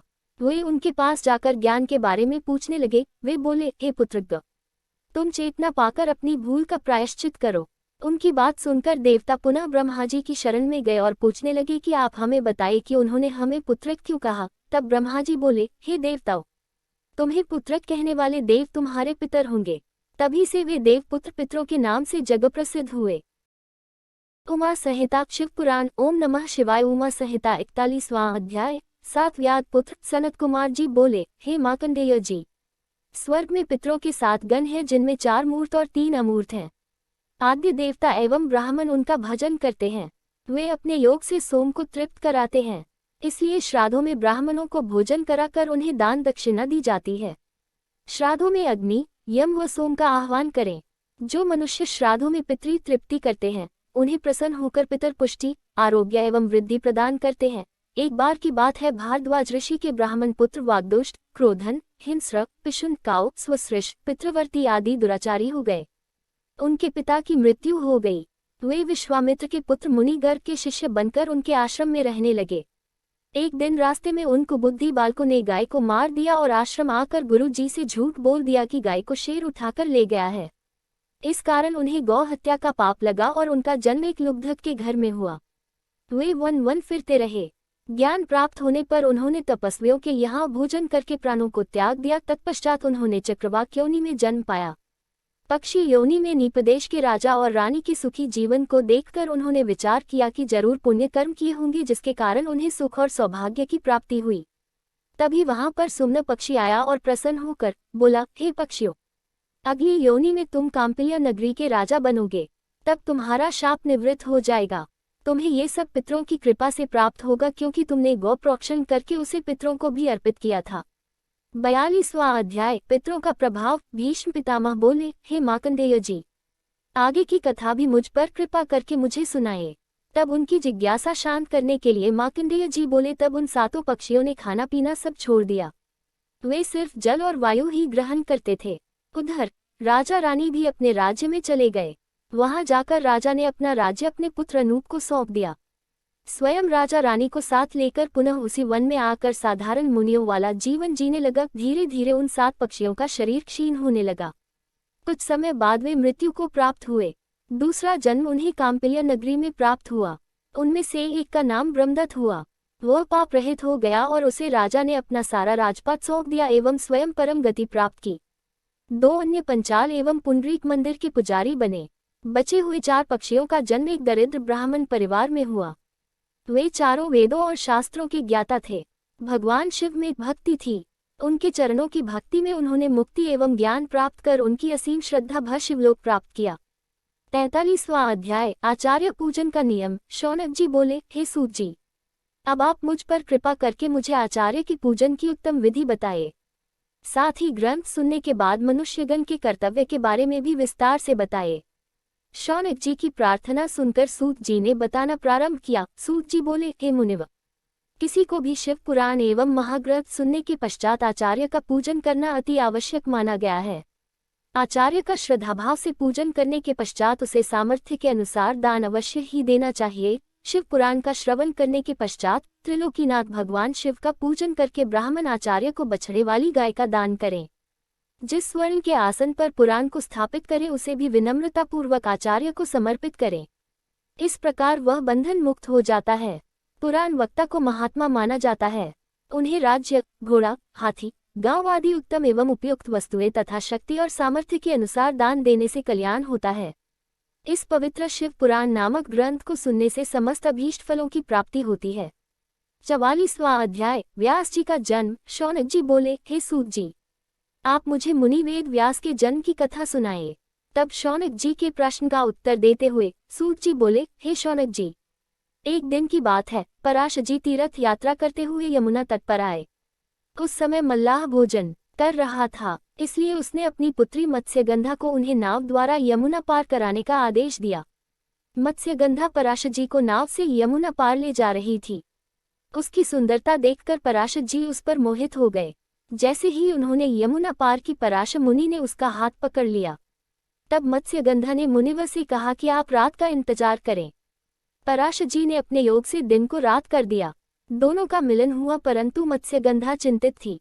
तब पराशर जी ने उससे वर मांगने को कहा। मत्स्यगंधा बोली, मुनिवर, मेरे इस कर्म को मेरे माता पिता कोई भी न जान सके, मेरा कन्या धर्म भी न जाए और मुझे आपके समान तपस्वी और शक्तिमान पुत्र की प्राप्ति भी हो। तब उसके वचन सुनकर पराशर मुनि बोले, देवी, जैसा आप चाहती है वैसा ही होगा और आज से आप सत्यवती नाम से प्रसिद्ध होंगी। आपके गर्भ से भगवान श्रीहरि विष्णु का अंश उत्पन्न होगा। यह कहकर मुनिवर चले गए। नियत समय पर सत्यवती ने सूर्य के समान महातेजस्वी पुत्र को जन्म दिया। पुत्र माता की आज्ञा लेकर तपस्या करने चला गया और जाते समय उसने माता से कहा कि कोई भी कष्ट पड़ने पर मुझे अवश्य याद करना। सत्यवती अपने घर लौट आई। व्यास जी तपस्या में लीन हो गए। वेदों की शाखाओं का अध्ययन करने से वे वेदव्यास के नाम से प्रसिद्ध हुए। फिर वे तीर्थ स्थानों के भ्रमण के लिए निकल पड़े। एक बार शिवलिंग का दर्शन करने के पश्चात उनके मन में विचार आया कि कोई ऐसा सिद्धिदायक लिंग हो जिसकी आराधना और भक्ति करने से सब विद्याएं प्राप्त हो जाएं और अभीष्ट फलों की प्राप्ति हो। यही सोचकर वे ध्यानमग्न हो गए। तभी उन्हें ज्ञात हुआ कि धर्म, अर्थ, काम और मोक्ष देने वाले अतिमुक्त महाक्षेत्र में मध्येश्वर लिंग स्थित है। वेदव्यास जी ने गंगा में स्नान करके व्रत आरंभ कर दिया। उन्होंने भोजन त्याग दिया। वे पहले फलाहारी रहकर पूजन करने लगे। फिर उन्होंने सिर्फ जल ही ग्रहण किया। फिर उन्होंने सिर्फ हवा को ग्रहण करते हुए अपना पूजन आरंभ किया। तत्पश्चात उन्होंने निराहारी रहकर भगवान शिव की उत्तम तपस्या की। उनकी इस दुस्सह साधना से शिवजी प्रसन्न हुए और वेदव्यास जी को दर्शन दिया। देवाधिदेव महादेव जी को साक्षात अपने सामने पाकर वेदव्यास जी उनकी स्तुति करने लगे। वे बोले, हे देवाधिदेव, कल्याणकारी शिव, आप मन और वाणी से अगोचर हैं। वेद भी आपकी महिमा को पूर्ण रूप से नहीं जानते। आप ही सृष्टि के रचनाकर्ता, पालनकर्ता और संहारकर्ता हैं सर्वशक्तिमान ईश्वर। आप ही जन्म मरण, देश कुल आदि से रहित हैं। आप ही त्रिलोक के स्वामी हैं। इस प्रकार व्यास जी ने शिवजी की स्तुति की। प्रसन्न होकर शिवजी बोले, हे व्यास जी, तुम मनचाहा वर मांगो। तब व्यास जी बोले, स्वामी आप तो सर्वज्ञ सर्वेश्वर हैं, आपसे कुछ भी छिपा नहीं है। तब त्रिलोकीनाथ भगवान शिव बोले, मुनिव, मैं तुम्हारे कंठ में स्थित होकर तुम्हारी इच्छा के अनुसार इतिहास एवं महापुराणों की रचना करूंगा। तुम्हारे द्वारा प्रयोग में लाए गए स्तुति अष्टक का जो भी शिवलिंग के सामने बैठकर 1 वर्ष तक तीनों काल में मेरी स्तुति करेगा उसकी सभी मनोकामनाएं अवश्य पूर्ण होंगी। यह कहकर महादेव जी अंतर्धान हो गए। भगवान शिव की कृपा से वेदव्यास जी ने ब्रह्म, पद्म, विष्णु, शिव, भागवत, भविष्य, नारद, मार्कंडेय, अग्नि, ब्रह्मवर्त, लिंगवराह, कूर्म, मत्स्य, गरुड़, वामन, ब्रह्मांड आदि 18 महापुराणों की रचना की। ये सभी पुराण पुण्य और यश देने वाले हैं। इनको श्रद्धापूर्वक भक्ति भावना से पढ़ने अथवा सुनने से मुक्ति प्राप्त होती है तथा समस्त पाप नष्ट हो जाते हैं।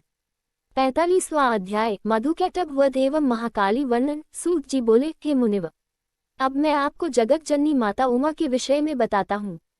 स्वारोचिष नामक मनवंतर में विरत नाम के एक राजा हुए हैं। उनका सुरत नामक पुत्र बहुत वीर और पराक्रमी था। वह महादानी भी था। वह देवराज इंद्र के समान पराक्रमी था। उसके राज्य में प्रजा बहुत सुखी थी। एक बार उस पर 9 राजाओं ने एक साथ आक्रमण कर दिया। युद्ध में उसे हराकर उसके राज्य पर अपना कब्जा कर लिया। सुरत घोड़े पर सवार होकर वन को चला गया। वन में राजा सुरत ने एक सुंदर आश्रम देखा। वहां पर सभी जीव जंतु शांत वातावरण में विचरण कर रहे थे। आश्रम में स्वागत पाकर राजा वहीं रहने लगा। एक दिन की बात है, राजा सुरत मन ही मन यह विचार करने लगा कि मैं अपने दुर्भाग्य के कारण अपना राज्य खो बैठा हूँ। सुरत यह सोच ही रहा था, तभी आश्रम में एक वैश्य आया। वह आकर राजा के पास ही बैठ गया। उसे दुखी देखकर राजा ने उससे उसके दुख का कारण जानना चाहा। तब वह वैश्य आंखों में आंसू लिए बोला, राजन, मैं समाधि नामक वैश्य हूँ। मैं एक अत्यंत धनाढ्य कुल में उत्पन्न हुआ हूँ, परंतु मेरे पुत्र पौत्रादि ने धन के लालच में ही मुझे घर से बाहर निकाल दिया है। राजा सुरत और वैश्य समाधि आपस में बात कर ही रहे थे कि वहां ऋषि मेधा आ गए और बोले, राजन, इस संसार में सबको आकर्षित और मोहित करने वाली सनातनी माया देवी सत्य रूपा ही है। वे ही इस जगत की रचना, पालन और संहार करती हैं।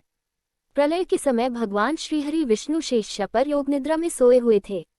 उसी समय उनके कान के मैल से 2 राक्षस प्रकट हो गए। उनके नाम मधु और कैटभ थे। वे दोनों राक्षस विष्णु जी के नाभि कमल में स्थित ब्रह्मा जी को मारने के लिए दौड़े। उन महादैत्यों को इस प्रकार अपनी ओर आता देखकर ब्रह्मा जी महामाया देवी परमेश्वरी का ध्यान करके उनकी स्तुति करने लगे। वे बोले, हे महामाया, हे शरणागतों की रक्षा करने वाली देवी, इन महादैत्यों से मेरी रक्षा कीजिए। मैं आपको बारंबार प्रणाम करता हूँ। आप मधु कैटभ दोनों दैत्यों को मोहित करें और नारायण श्रीहरि विष्णु को जगाकर मेरी रक्षा करें। इस प्रकार ब्रह्मा जी की स्तुति एवं प्रार्थना सुनकर महामाया देवी फाल्गुन माह की शुक्ल पक्ष की द्वादशी को प्रकट होकर संसार में महाकाली नाम से जगह प्रसिद्ध हुई। तभी देवी ने ब्रह्मा जी को प्राण रक्षा का आश्वासन दिया। योगमाया के रूप में वे विष्णु जी के नेत्रों से बाहर आए तो विष्णु जी जाग गए। उन दैत्यों को देखकर क्रोधित श्रीहरि उन्हें मारने दौड़े। तब वे बोले, हमारा वध आप वहीं पर कर पाएंगे जहां पृथ्वी पर जल नहीं हो। तब भगवान विष्णु ने मधु और कैटब नामक दोनों महादैत्यों को अपनी जंघाओं पर लिटाकर अपने सुदर्शन चक्र से उनका सिर काटकर ब्रह्मा जी की रक्षा की।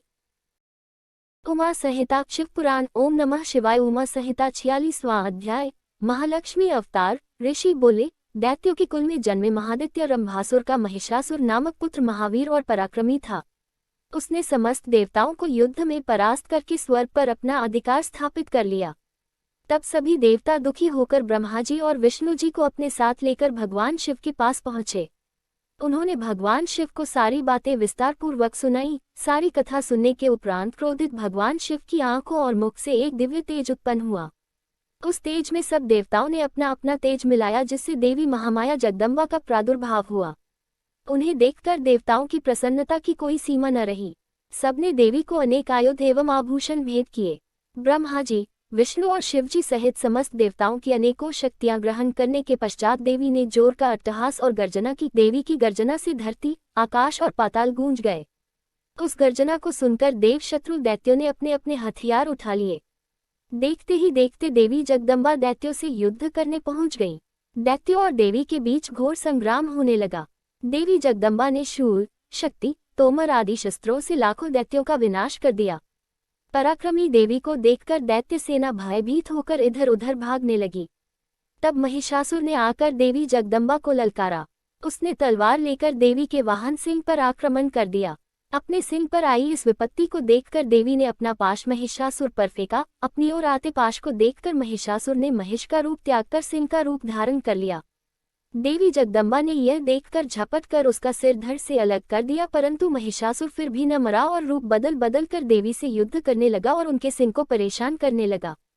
इस प्रकार देवी और महिषासुर का युद्ध बहुत लंबे समय तक चलता रहा। उनके इस भयानक युद्ध से पूरा त्रिलोक कांप उठा। सारे जीव जंतु दुखी हो गए। तब देवी उछलकर महिषासुर पर चढ़ गईं। उन्होंने अपने पैरों से महिषासुर को कुचल दिया और अपने त्रिशूल से उसकी जिह्वा काट दी। इस प्रकार देवी जगदम्बा ने महिषासुर का वध कर त्रिलोक को उसके आतंक से मुक्ति दिलाई। सभी देवता हर्षित होकर देवी की स्तुति करने लगे। सारी दिशाओं से पुष्प वर्षा होने लगी। 47वां अध्याय। धूम्रलोचन, चंडमुंड और रक्तबीज का वध। ऋषि बोले, शुंभ और निशुंभ नामक दोनों पराक्रमी दैत्यों ने अपने अत्याचारों से पूरे चराचर जगत को दुखी कर दिया। सभी जीव जंतु, मनुष्यगण एवं देवता उसके अत्याचारों से परेशान हो चुके थे। तब देवता अत्यंत परेशान होकर हिमालय पर श्री पार्वती जी की शरण में गए और देवी की स्तुति करने लगे। वे बोले, हे कल्याणकारी देवी भवानी, हम सब आपकी शरण में आए हैं। मातेश्वरी, हमारी रक्षा कीजिए। शुंभ निशुंभ के आतंक एवं अत्याचारों से त्रिलोक को मुक्त कराए। देवताओं की स्तुति सुनकर देवी ने अपने शरीर से एक तेज उत्पन्न किया और एक कुमारिका प्रकट हुई। सब देवताओं ने हाथ जोड़कर और सिर झुकाकर देवी की स्तुति की। तब पार्वती जी बोली, देवगण, मेरे कोष से निकलने के कारण ये कौशिकी नाम से प्रसिद्ध होंगी और मातंगी नाम से जग प्रसिद्ध होंगी। यह कहकर देवी अंतर्धान हो गई और देवता अपने स्थान को लौट गए। देवी कौशिकी वहीं हिमालय की गुफा में रहने लगी। एक दिन शुंभ निशुंभ के सेवकों ने उन्हें देख लिया। तब उन्होंने जाकर शुंभ निशुंभ से उनके रूप सौंदर्य की प्रशंसा की और कहा कि वह तो नारियों में रत्न है, उसे आपके महल की शोभा बढ़ानी चाहिए। तब देवी की प्रशंसा सुनकर शुंभ निशुंभ ने अपना दूत वहां भेजा। तब दूत ने जाकर देवी से कहा, मेरे स्वामी शुंभ निशुंभ आपके रूप की प्रशंसा सुनकर आपसे विवाह करना चाहते हैं। उन्होंने विवाह का प्रस्ताव लेकर ही मुझे यहाँ पर भेजा है। दूत की बात सुनकर देवी बोली, दूत, जाकर तुम अपने स्वामियों से कहो कि मैंने यह प्रतिज्ञा कर रखी है कि जो भी मुझे युद्ध में परास्त कर देगा मैं उसी से विवाह करूंगी। अपने स्वामियों से कहो आकर मुझसे युद्ध करें और मुझे हराकर मुझे अपने साथ ले जाएं। दूत ने शुंभ निशुंभ को सारी बातों से अवगत कराया। सारी बातें सुनकर शुंभ और निशुंभ क्रोधित हो गए। उन्होंने अपने सेनापति धूम्रलोचन को आदेश दिया कि तुम उस नारी को यहाँ लेकर आओ। यदि वह प्यार से न आए तो जबरदस्ती उसे उठा लाना। अपने स्वामी की आज्ञा पाकर धूम्रलोचन हिमालय पर्वत पर देवी को लेने पहुंचा। जब देवी कौशिकी ने चलने से मना किया तो वह देवी पर शस्त्र लेकर झपटा। देवी ने उसे भस्म कर दिया और सिंह ने दैत्य सेना को तितर बितर कर दिया। जब शुंभ निशुंभ को धूम्रलोचन के मारे जाने का समाचार मिला तो वे गुस्से से भर गए। उन्होंने चंडमुंड और रक्तबीज को देवी को लाने वहां भेजा और आदेश दिया कि यदि वह न आए तो उसका वध कर देना। वे दैत्य देवी के पास गए और बोले, सुंदरी, तुम प्रेमपूर्वक शुंभ निशुंभ में से किसी को भी अपना पति बना लो और खुशी से राज्य करो। यह सुनकर देवी बोली, हे दैत्यो, मैं तो सूक्ष्म प्रकृति हूँ। ब्रह्मा, विष्णु सहित सभी देवता मेरी आराधना और स्तुति करते हैं। यदि तुम में शक्ति है तो मुझे युद्ध में हराकर जहाँ चाहो ले जा सकते हो। देवी, यदि आप ऐसा ही चाहती हैं तो ठीक है। यह कहकर दैत्यों ने देवी पर बाणों की वर्षा करनी शुरू कर दी। तब क्रोधित देवी ने अपने खड्ग से चंद्रमुंड और रक्तबीज का वध कर दिया। 48वां अध्याय, सरस्वती का प्राकट्य। राजा ने कहा, चंद्रमुंड और रक्तबीज के मर जाने पर शुंभ निशुंभ ने क्या किया? ऋषि बोले, जब शुंभ निशुंभ को पता चला कि चंद्रमुंड और रक्तबीज को देवी ने मार दिया है तब वे स्वयं अस्त्र शस्त्र से सुसज्जित होकर युद्ध भूमि की ओर चल दिए। जब देवी कौशिकी ने देखा कि शुंभ और निशुंभ अपनी सेना के साथ युद्ध करने आ रहे हैं तो उन्होंने घंटा बजा दिया। इस ध्वनि को सुनकर देवी का सिंह गर्जना करने लगा। देवी ने भी धनुष हाथों में लेकर बाणों की वर्षा आरंभ कर दी। जब शुंभ और निशुंभ ने देवी कौशिकी के अद्भुत रूप सौंदर्य को देखा तब देवी को देखकर वे बोले, हे सुंदरी, आप इस कोमल शरीर के साथ युद्ध करेगी। उनकी बात सुनकर देवी ने अत्यंत क्रोधित होकर बाण, त्रिशूल एवं परशु से एक साथ उन पर आक्रमण आरंभ कर दिया। देखते ही देखते युद्ध क्षेत्र में रक्त की नदियां बह निकली। दैत्य सेना देवी के प्रहारों के सम्मुख फीकी पड़ने लगी। दैत्य इधर उधर भागने लगे। अपनी विशाल सेना को इस प्रकार भयभीत होकर इधर उधर भागते हुए देखकर निशुंभ देवी के सम्मुख जाकर बोला, देवी, यदि युद्ध करना ही है तो मुझसे करो। बेचारे सिपाहियों को क्यों मार रही हो? यह कहकर निशुंभ ने देवी पर बाण वर्षा शुरू कर दी। देवी ने भी उत्तर में बाण वर्षा आरंभ कर दी। उन्होंने अपने बाणों से निशुंभ के सभी अस्त्र शस्त्र काट दिए। तब उन्होंने विष बुझे बाणों से निशुंभ को मार गिराया। अपने भाई निशुंभ को इस प्रकार देवी के हाथों मरते देखकर शुंभ स्वयं देवी से युद्ध करने आगे आया। उसे सामने देखकर चंडिका देवी ने भयानक अट्टहास किया, जिसे सुनकर दैत्य सेना भयभीत हो गई। तब शुंभ ने प्रज्वलित शक्ति से देवी पर आक्रमण किया। देवी ने अपने बाणों से उसके टुकड़े टुकड़े कर दिए और हाथ में त्रिशूल लेकर उसे शुंभ की छाती में घोंप दिया। तत्पश्चात घायल शुंभ देवी को मारने के लिए दौड़ा, परंतु देवी ने चक्र से उसका सिर काट दिया। यह देखकर अन्य दैत्य पाताल लोक को चले गए। 49वां अध्याय, उमा की उत्पत्ति। ऋषियों ने पूछा, हे सूत जी, अब आप हमसे देवी उमा के अवतार एवं प्रादुर्भाव की कथा का वर्णन कीजिए। तब ऋषियों के प्रश्न का उत्तर देते हुए सूत जी बोले, एक बार की बात है, देवताओं की युद्ध में विजय हुई। विजयी होकर देवताओं को बहुत घमंड हो गया और वे अपनी बहादुरी की बहुत प्रशंसा करने लगे। तभी एक कूप के रूप में तेज प्रकट हो गया। उस तेज को एकाएक देखकर देवता घबरा गए। देवराज इंद्र ने उस तेज की परीक्षा लेने के लिए सर्वप्रथम वायुदेव को वहां भेजा। वायुदेव उस तेज की परीक्षा लेने के लिए वहां पहुंचे। उन्होंने तेज के पास जाकर पूछा, तू कौन है? तब तेज ने भी यही प्रश्न वायु से किया। वायुदेव ने अहंकार से कहा, मैं इस जगत का प्राण हूँ, मेरे द्वारा ही यह जगत चल रहा है। यह सुनकर तेज ने कहा कि इस तिनके को जलाकर दिखाओ तो मैं तुम्हें शक्तिशाली समझ सकता हूँ, परंतु वायुदेव अपनी सारी ताकत लगाकर भी उस तिनके को हिला भी नहीं सके। तब लज्जित और हारे हुए वे देवराज इंद्र के पास पहुंचे। देवराज इंद्र को जब यह सब बातें ज्ञात हुई तो उन्होंने एक एक करके सब देवताओं को उस तेज की परीक्षा लेने के लिए भेजा, लेकिन सभी देवता परास्त होकर वापस आ गए। तब स्वयं इंद्र उस दिव्य तेज की परीक्षा लेने के लिए गए। जैसे ही इंद्र उस स्थान पर पहुंचे, वह तेज अंतर्धान हो गया। यह देखकर देवेंद्र आश्चर्यचकित रह गए। तब उस तेज को दिव्य और शक्तिशाली जानकर मन ही मन इंद्र उनकी स्तुति करने लगे और इंद्र बोले, मैं आपकी शरण में आया हूँ, कृपा कर मुझे दर्शन दो। चैत्र मास के शुक्ल पक्ष की नवमी के मध्याह्न का समय देवी उमा ने प्रकट होकर देवराज इंद्र को दर्शन दिए। देवी उमा बोली, हे देवराज इंद्र, ब्रह्मा, विष्णु और शिव भी मेरी स्तुति करते हैं, अन्य देवता भी मुझे पूजते हैं। मैं परमब्रह्म प्रणव स्वरूप देवी हूँ। मेरी ही कृपा से तुम्हें विजयश्री प्राप्त हुई है, इसलिए अपने अभिमान और घमंड को त्याग कर मेरा स्मरण करो। यह कहकर देवी शांत हो गईं। यह सुनकर देवताओं ने देवी उमा की स्तुति करनी आरंभ कर दी। देवता बोले, हे महामाया, हे जगदम्बा, आप हमें क्षमा करें। हम दोनों हाथ जोड़कर आपकी शरण में आए हैं। हमसे जो गलती हो गई है उसे भूलकर हम पर अपनी कृपा दृष्टि रखें। यह कहकर देवता देवी माँ की स्तुति करने लगे। 50वां अध्याय, शताक्षी अवतार वर्णन। सूत जी बोले, ऋषिगण, एक बार की बात है, एक महापराक्रमी रुद्र के पुत्र दुर्गम ने ब्रह्मा जी की कठोर तपस्या की। उसने ब्रह्मा जी से वरदान में वेद प्राप्त कर लिए। वह अपने को महाशक्तिशाली समझने लगा और वह देवताओं को कष्ट देने लगा। उसने पृथ्वी पर उपद्रव करने प्रारंभ कर दिए। वेदों के न रहने पर सारी क्रियाएं चली गईं। ब्राह्मणों ने धर्म का त्याग कर दिया। प्रजा पर यह संकट आया हुआ देखकर सभी देवता देवी उमा की शरण में गए। देवता स्तुति करते हुए बोले, हे महादुर्गे, हे जगदम्बिके, जिस प्रकार आपने शुंभ निशुंभ का वध करके हमारी रक्षा की, उसी प्रकार इस दुष्ट का भी वध करके अपने शरणागतों की रक्षा करो। इस प्रकार देवताओं की स्तुति सुनकर देवी की आंखों से आंसू बहे। तब उस जल की धाराओं से धरती पुनः हरी भरी हो गई। वृक्ष और औषधियां फलने फूलने लगी। नदियां, तालाब और समुद्र जल से सराबोर हो गए।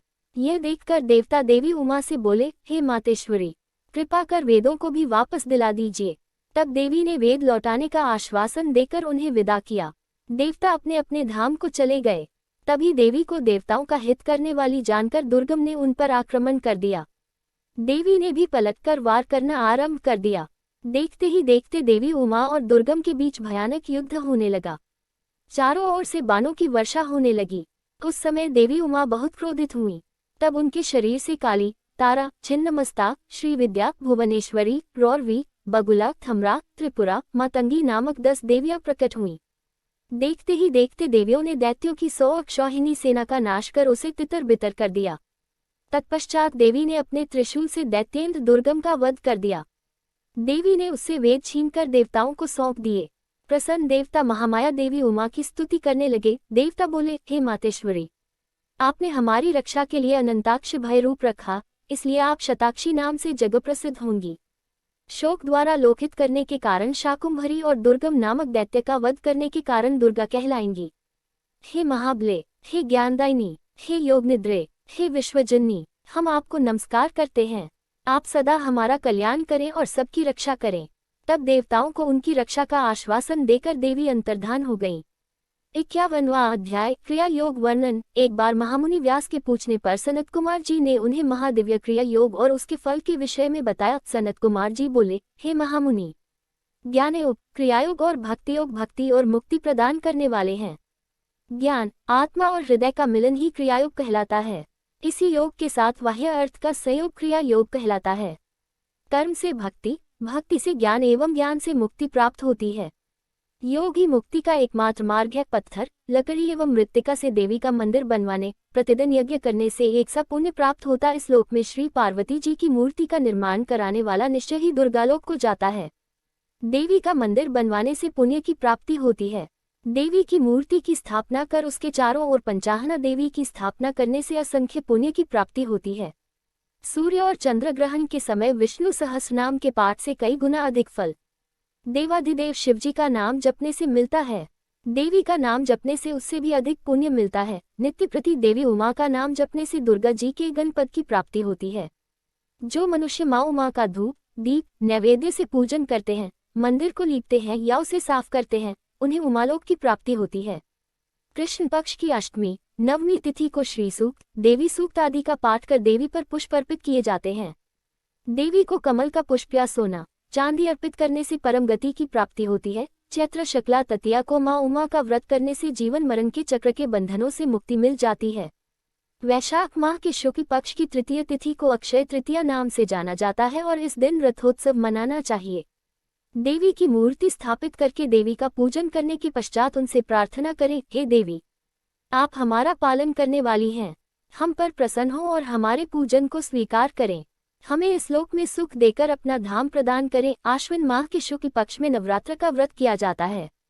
यह उत्तम व्रत सभी कामनाओं को पूर्ण करने वाला तथा मनोरथ सिद्ध करने वाला है। इसी पुण्य कल्याणकारी व्रत को करने से विरत के पुत्र सूर्त राजा बने, समाधि नामक वैश्य को मुक्ति प्राप्त हुई। इसी प्रकार विधि विधान से नवरात्र व्रत को पूरा करने से सभी अभीष्ट फलों की प्राप्ति होती है। इस व्रत को करने से देवी उमा स्त्रियों के सौभाग्य की रक्षा करती हैं तथा इस व्रत के प्रभाव से विद्या, धन, पुत्र आदि की प्राप्ति होती है। इस प्रकार उमा संहिता का पवित्र भक्तिमय स्वरूप मैंने आपको सुनाया है। इसे पढ़ने एवं सुनने से कामनाएं पूरी होती हैं और सब सुख भोग कर मनुष्य परमधाम को प्राप्त करता है। श्री उमा संहिता संपूर्ण। हर हर महादेव।